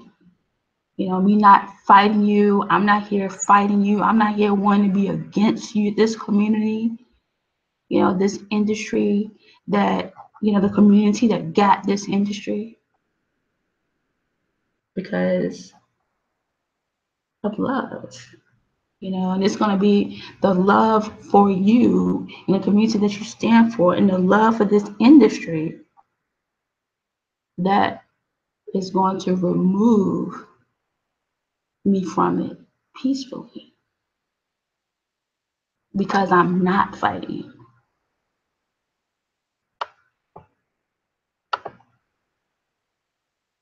Yeah, I should stay. I will be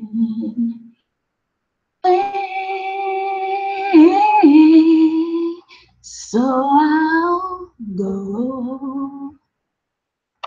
But I know I'll think of you every step of.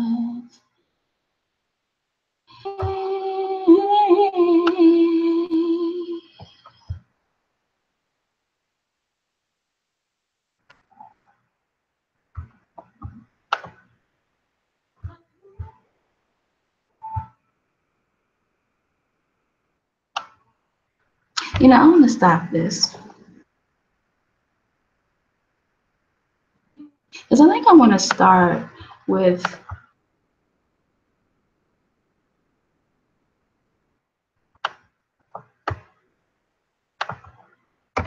and I'm not going to say they're necessarily fighting us, but I think I want to start with some of the ones that's out of order right now, and then we'll go back to in Houston and bring it back together.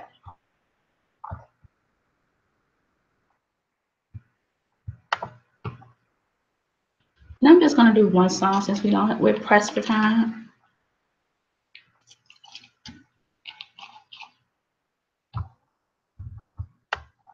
And to come in it and then be up against it's really this has been a really weird experience. Like I had some expectations. People that's been out there and trying to garner, however much support and notoriety, and having to go up against that without, and with basically nothing. Honesty and authenticity, it has been something. So this song,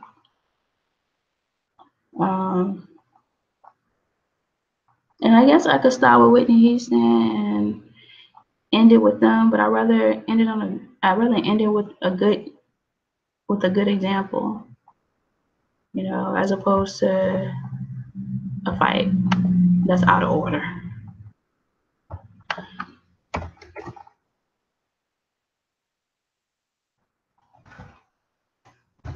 So it's like all of these ones, they kind of got this one,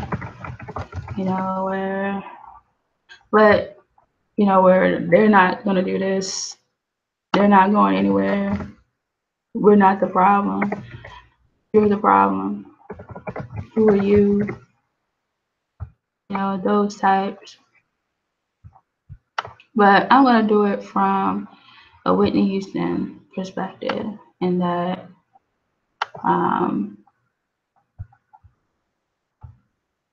they want,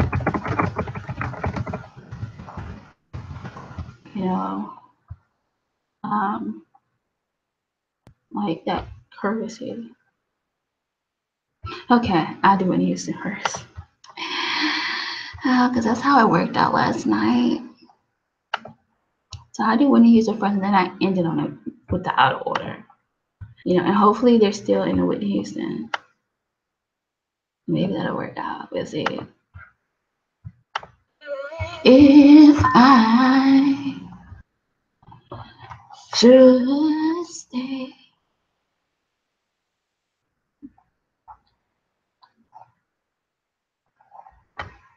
I would only be in your way. So I'll go, but I know I'll think of you every step of the way.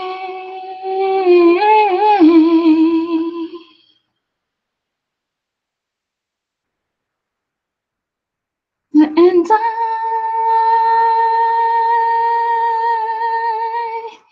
will always love you. Will always love you.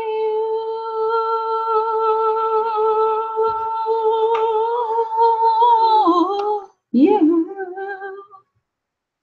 my darling, you. Bittersweet memories. That is all I'm taking with me. So goodbye. Please don't cry. We both know I'm not what you need. And I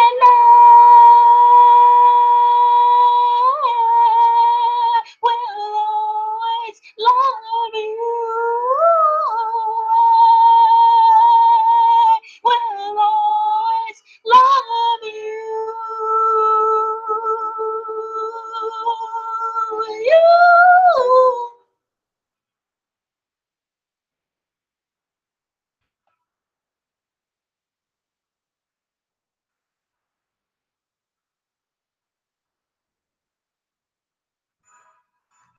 So it just, when I do her, it feels a little certain way, because it's like she really meant it. As someone that grew up in the church, and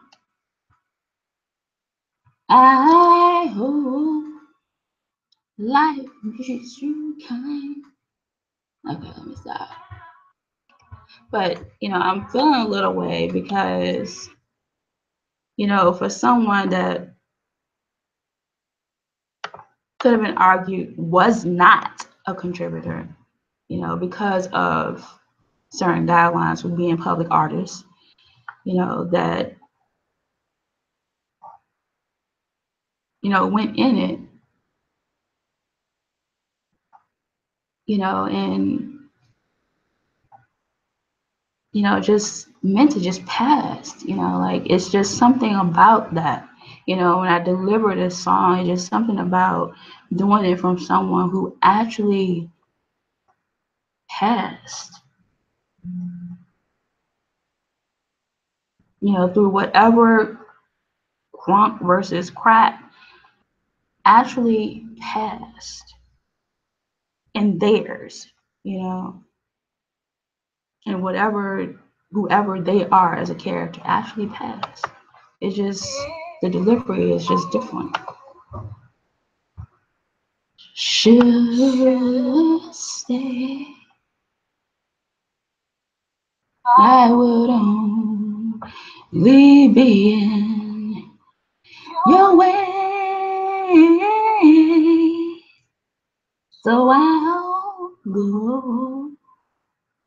But I know I'll think of you every step of the way.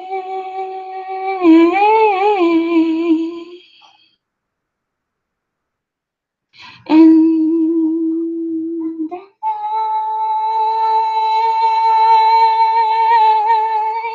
I will always love you. Will always love you.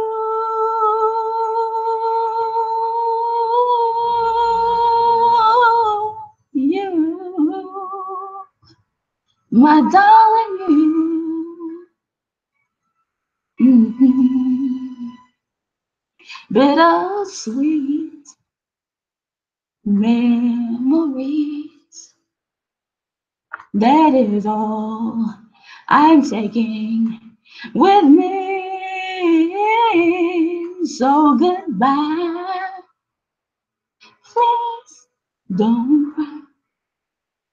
We both know I'm not what you need. And I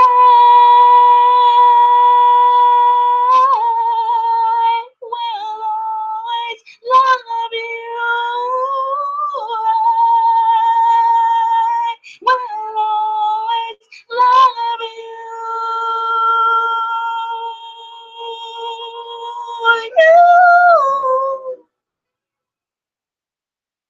Like, I don't mean no harm. I don't want to cause you no problems. I don't want to put nothing out there to cause you no problems. I don't want to leave nothing out there to cause you no problems. Like, I went in this, I meant I wanted to be used.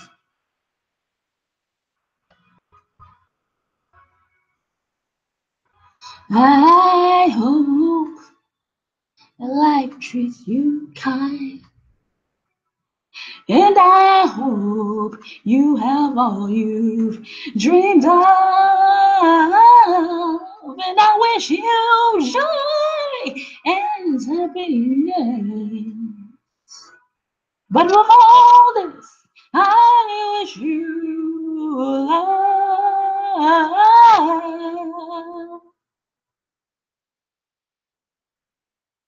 And I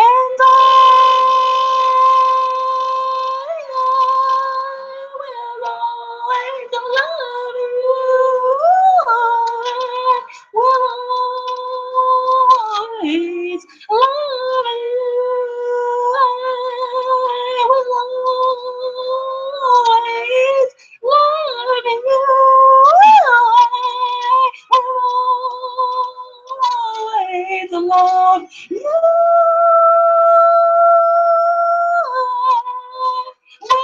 Always love you. I will always love you.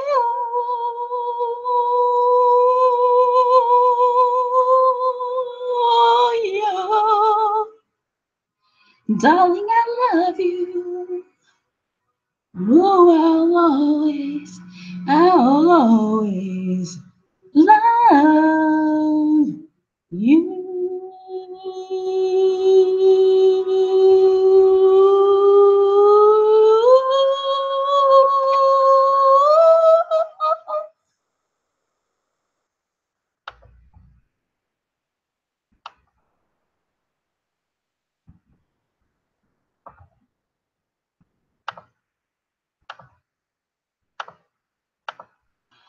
know, in this one.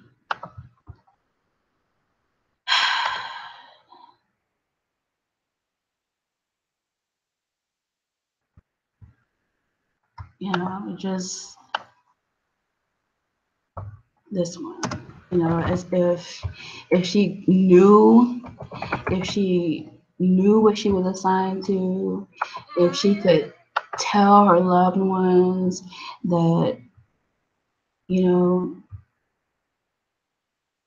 like that, you know, however you want to describe it, being about it, you know, 20,000 feet of baptismal water without a life preserver, however you want to describe it, she went in it like that. And, you know, like, you know, accept my choice of going in it like that. You know, like, for instance, I was assigned to nothing. Share my life, take me for what I am, 'cause I'll never change all my colors for you. Take my love, I'll never ask for too much. Just all that you are and everything that you do. I don't really need to look very much further. I don't want to have to go where you don't follow. I won't hold it back again. This passion inside can't run from myself. There's nowhere to hide. Don't make me close one more door. I don't want to hurt anymore. Stay in my arms if you dare. I must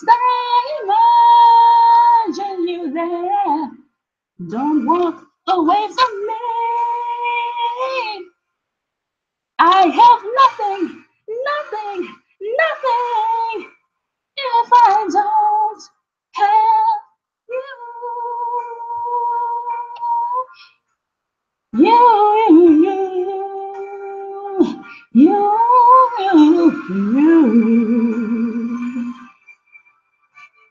You see through, right through the heart of me. You break down my walls with the strength of your love. Oh, I never know love like I know it's within you, where the memories survive. One I can hold on to. I don't really need to look very much further. I don't want to have to go where you don't follow. I won't hold it back again. This passion inside, I can't run from myself. There's nowhere to hide. Your love I remember forever. Don't make me close one more door. I don't want to hurt anymore. Stay in my arms if you dare. I must imagine you there. Don't walk away from me.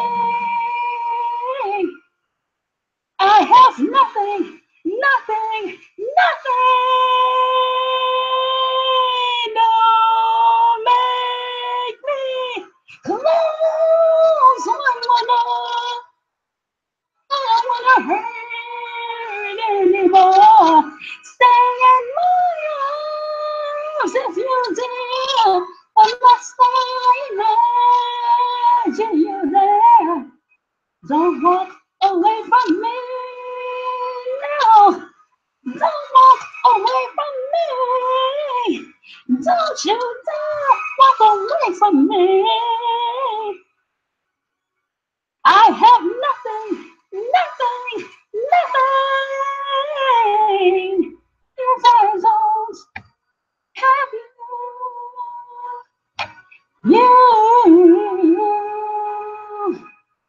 if I don't have you.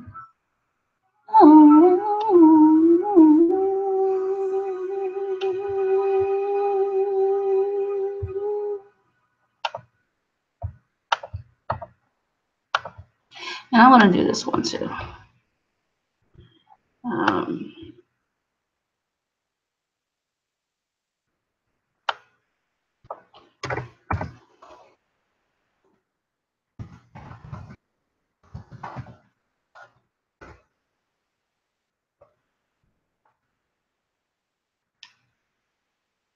You know, Whitney Houston, like, you know, I can't necessarily say that Michael Jackson passed because I feel like that was more of a homicide, but the contribution, you know, that Michael Jackson left.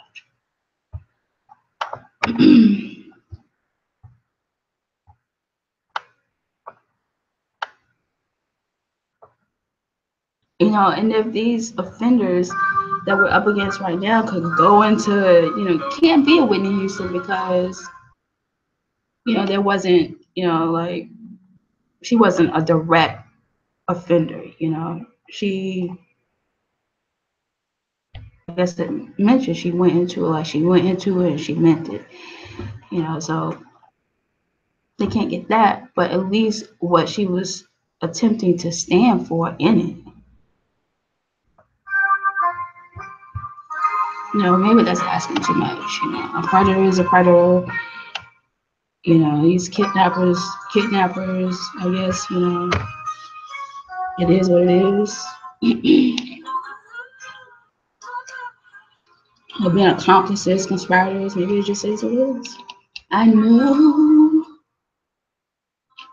that when you look at me, there's so much that you just don't see. But if you would only take the time, I know in my heart you'd find.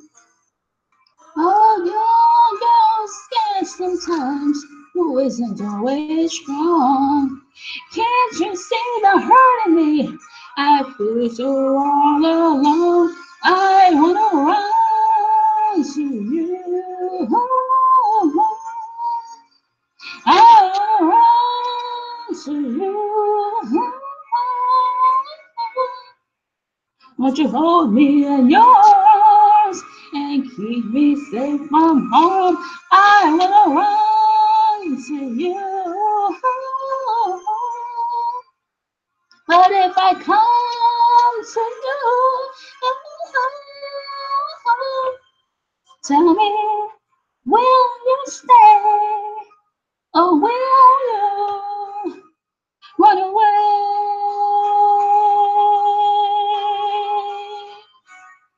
Each day I play the role of someone always in control, but at night I come home and turn the key. There's nobody there, no one cares for me. Oh, what's the sense of trying hard to find your dreams without someone to share it with? Tell me what does it mean? I wanna run to you. I wanna run to you. Won't you hold me in your arms and keep me safe from harm? I wanna run to you. But if I come to you,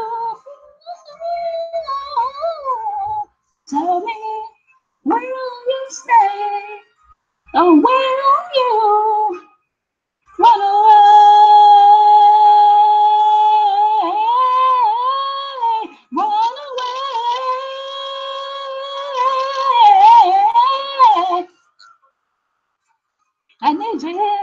I need you here to wipe away my tears, to get away my fears.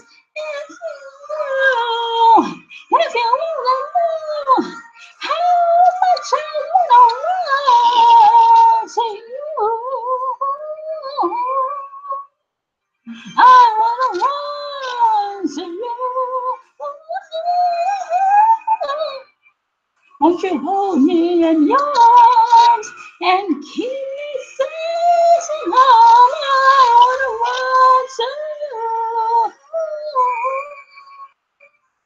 But if I come to you, tell me, will you stay or will you run away?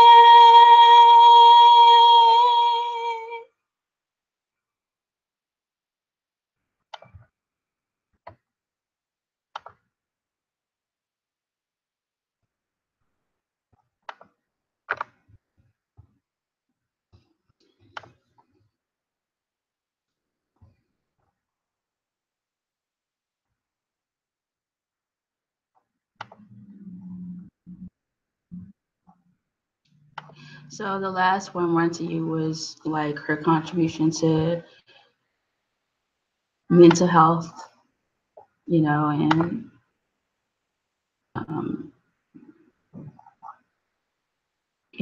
this is how I'm feeling about what you have to offer.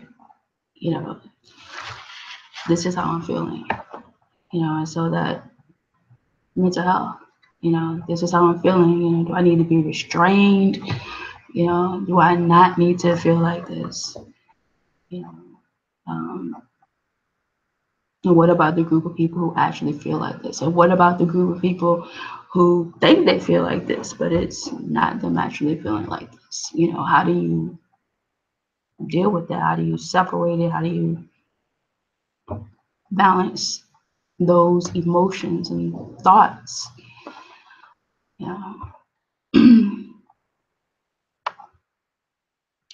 So now going into this one that I'm gonna do with regards to just hoping that the ones that haven't passed, maybe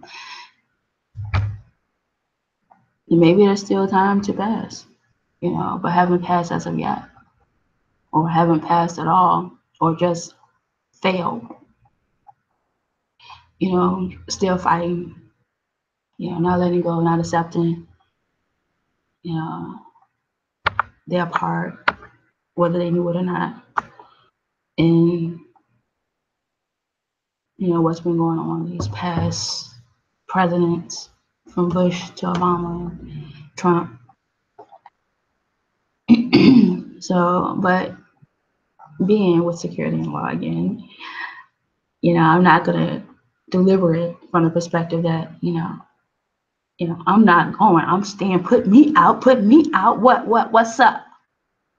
I'm gonna do it from the perspective of Whitney Houston.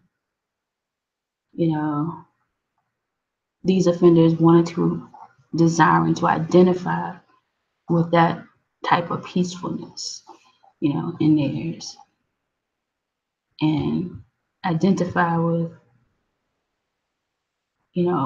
meaning to not do no harm, and accepting the end result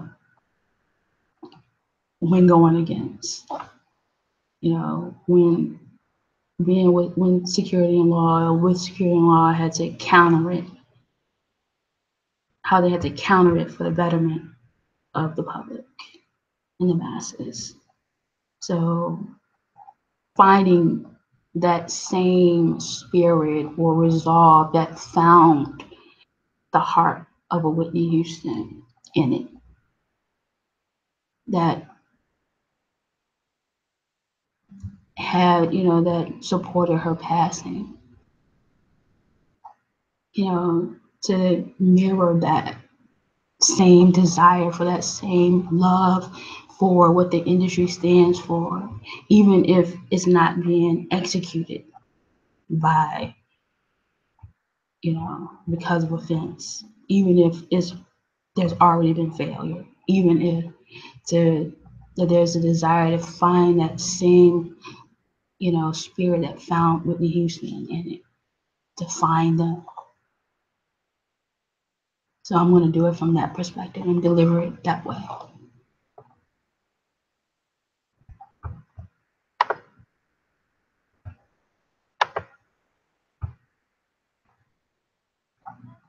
And I am telling you, I'm not going. Oh, and one other way that I found in it was that, in order to do that, I'm going to use, to not be afraid to use or try to use, to tap into that Whitney Houston, So I'm not talking to Jamie Foxx. I'm not talking to the character that he played in it. I'm not talking to some just arbitrary audience, but to Whitney Houston. And Whitney Houston's, is calling for these offenders because that's what she had in it. Whitney Houston is calling for, and one end, that's who this, how it's been delivered.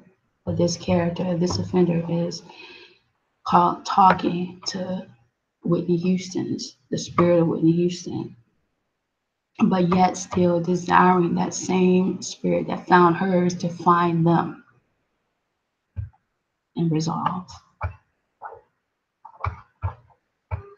And I am telling you, I'm not going. You're the best I'll ever know.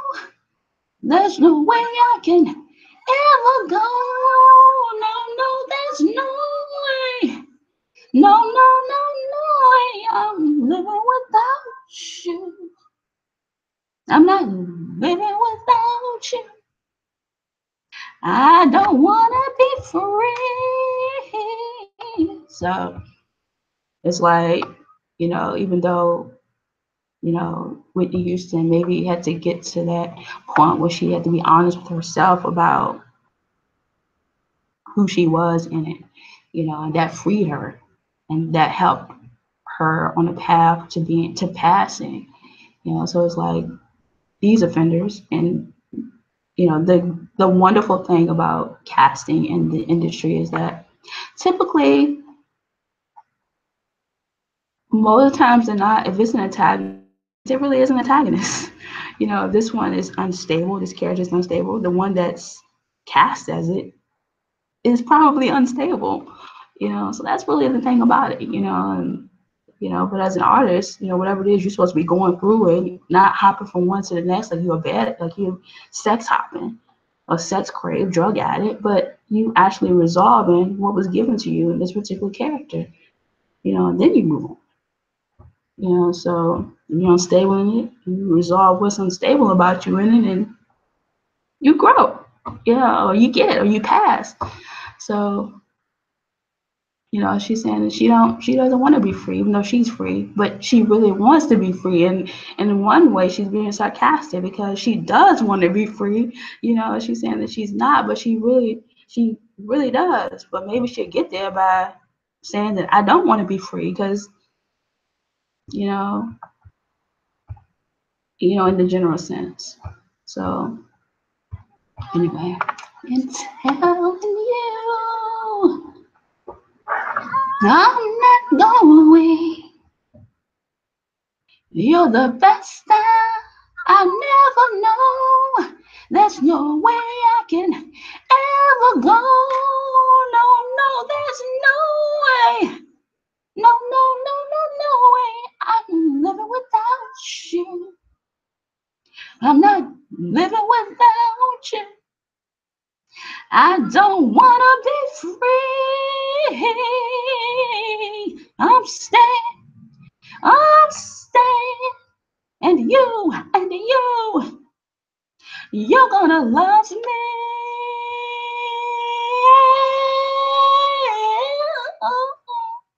You're gonna love me.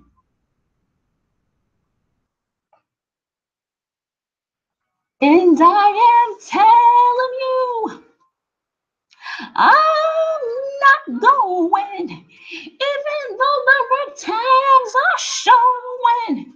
There's just no way, there's no way. We're part of the same place. We're part of the same time. We both have the same. We both have the same mind. And time, we've had so much to say. No, no, no, no, no, no way. I'm not waking up tomorrow morning and finding that there's nobody there. Darling, there's no way. No, no, no, no way. I'm living without you. I'm not living without you. You see, there's just no way. There's no way. Please don't go away from me. Stay with me. Stay with me. Stay and hold me. Stay and hold me. Please stay and hold me. Try it, mister. Try it, mister. I know you can.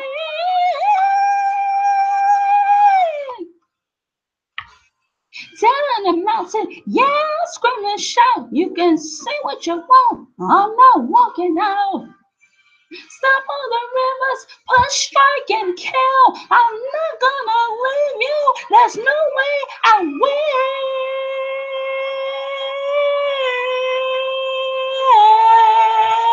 I am telling you. I'm not going. You're the best I'll ever know. There's no way I could ever go. No, no, there's no way. Okay, I just want to stop for a minute because you know we're an industry show, so it's like these artists, Jennifer Hudson, you know, Angelina Jolie Pitt, Jennifer Aniston. You know, it's all like we're not going anywhere. We're not leaving this industry. There's no way. You know, there's no way. We are not leaving this industry. This is the best job I've ever had. This is the best career I've ever had. This is the best life I've ever had. I'm not living without this life. I'm not living without this industry. I am staying in this industry regardless of what, regardless of who I push, regardless who I strike, regardless who I target, regardless who I kill.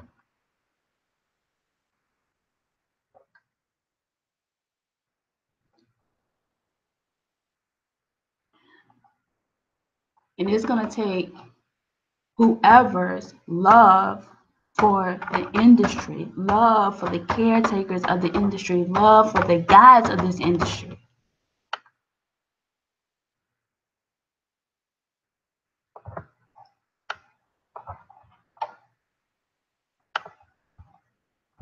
Because I'm staying no matter what.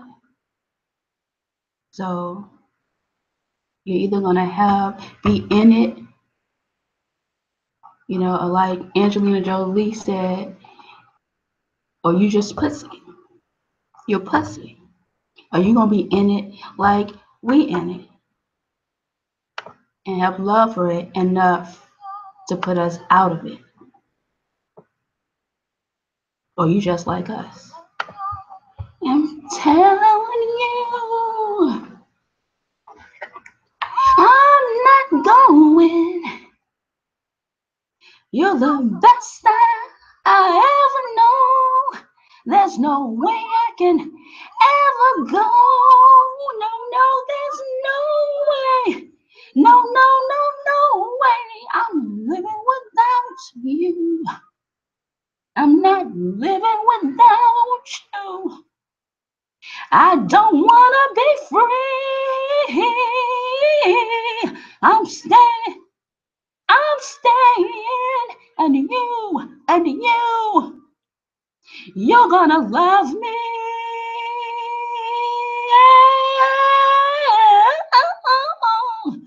You're gonna love me.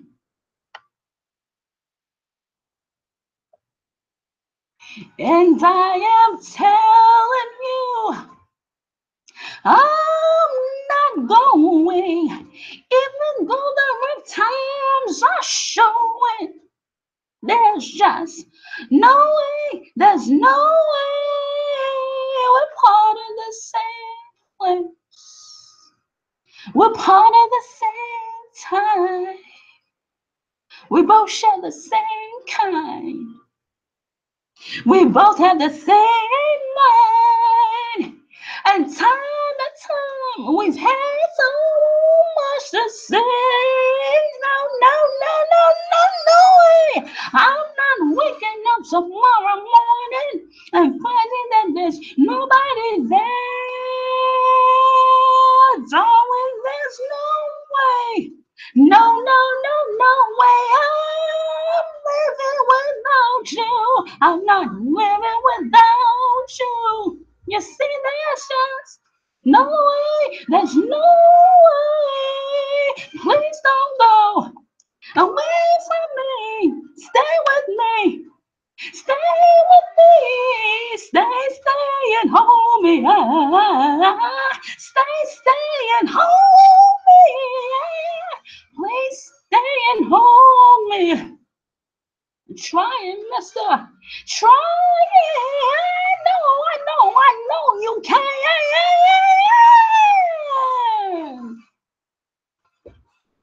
Tear down the mountain, yell, scream and shout. You can say what you want. I'm not walking out. Stop on the rivers, punch, strike, and kill. I'm not gonna blame you. There's no way I win.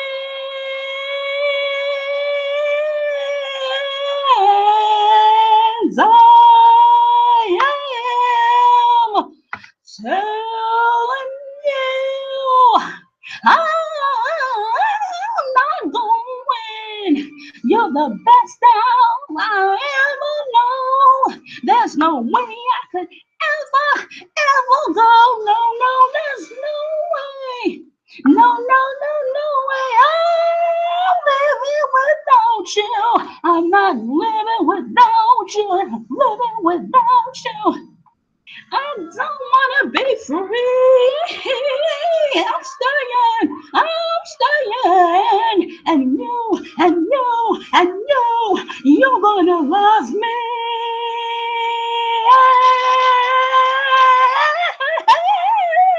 You're gonna love me. Yes, you are. Yes, you are. Love me. Love me. Love me. Love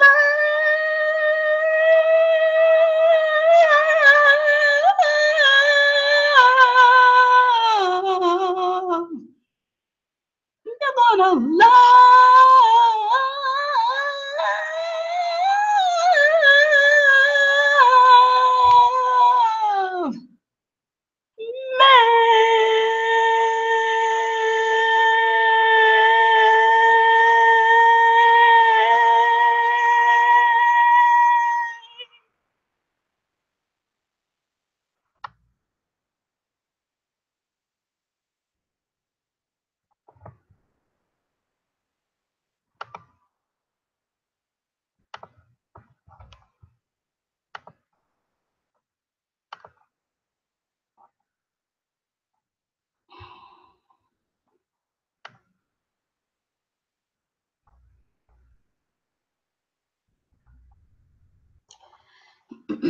I feel compelled to do it again because, like with Whitney, it's like anything, anything. I don't want to cause no problems. I don't want to put anything out there with any problems.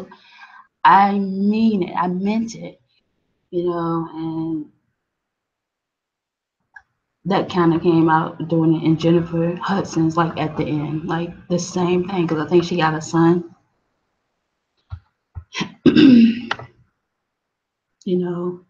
It's like the kids are in it too. So it's like, I mean it.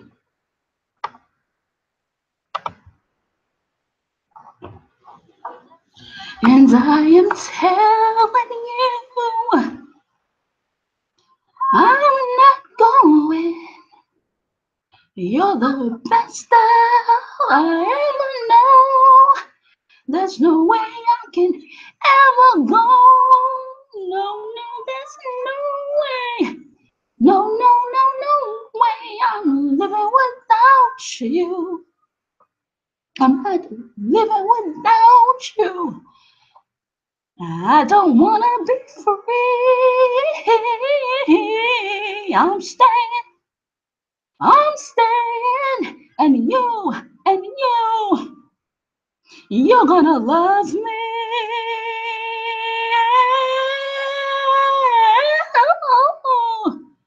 You're gonna love me.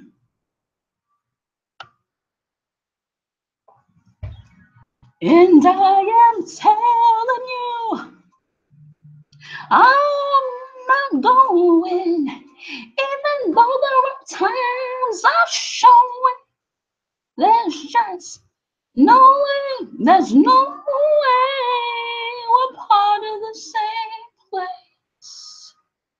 We're part of the same time. We both share the same kind. We both have the same mind. And time we've had so much to say.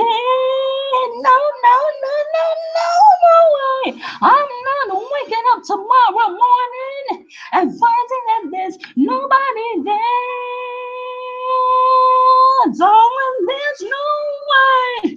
No way. I'm living without you. I'm not living without you. You say there's just no way, there's no way. Please don't go away from me. Stay with me. Stay with me. Stay and hold me. Stay and hold me. Please stay and hold me. Try it. Try it. No, I know you can.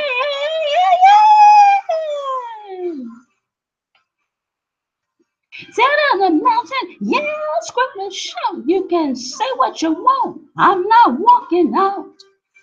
Stop all the rivers, put strike and kill. I'm not gonna leave you. There's no way I will.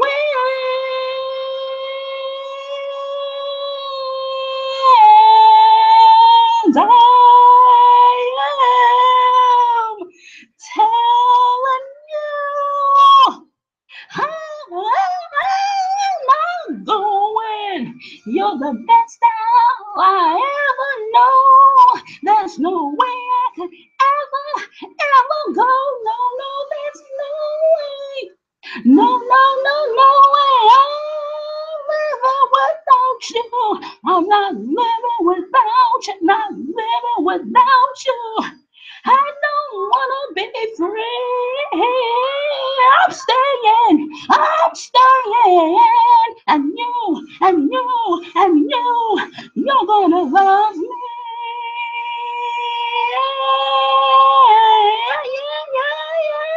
You're gonna love me. Yes, you are. Yes, you are. Love me. Love me. Love me. Love.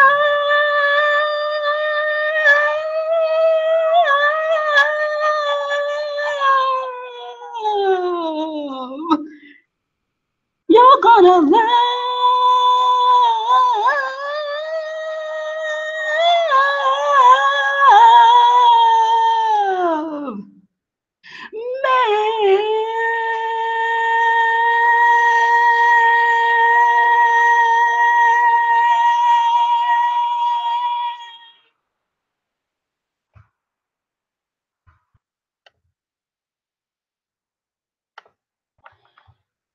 Maybe that'll help, but we'll continue to be who we are with security and law. This has been your Late Late Show with BT.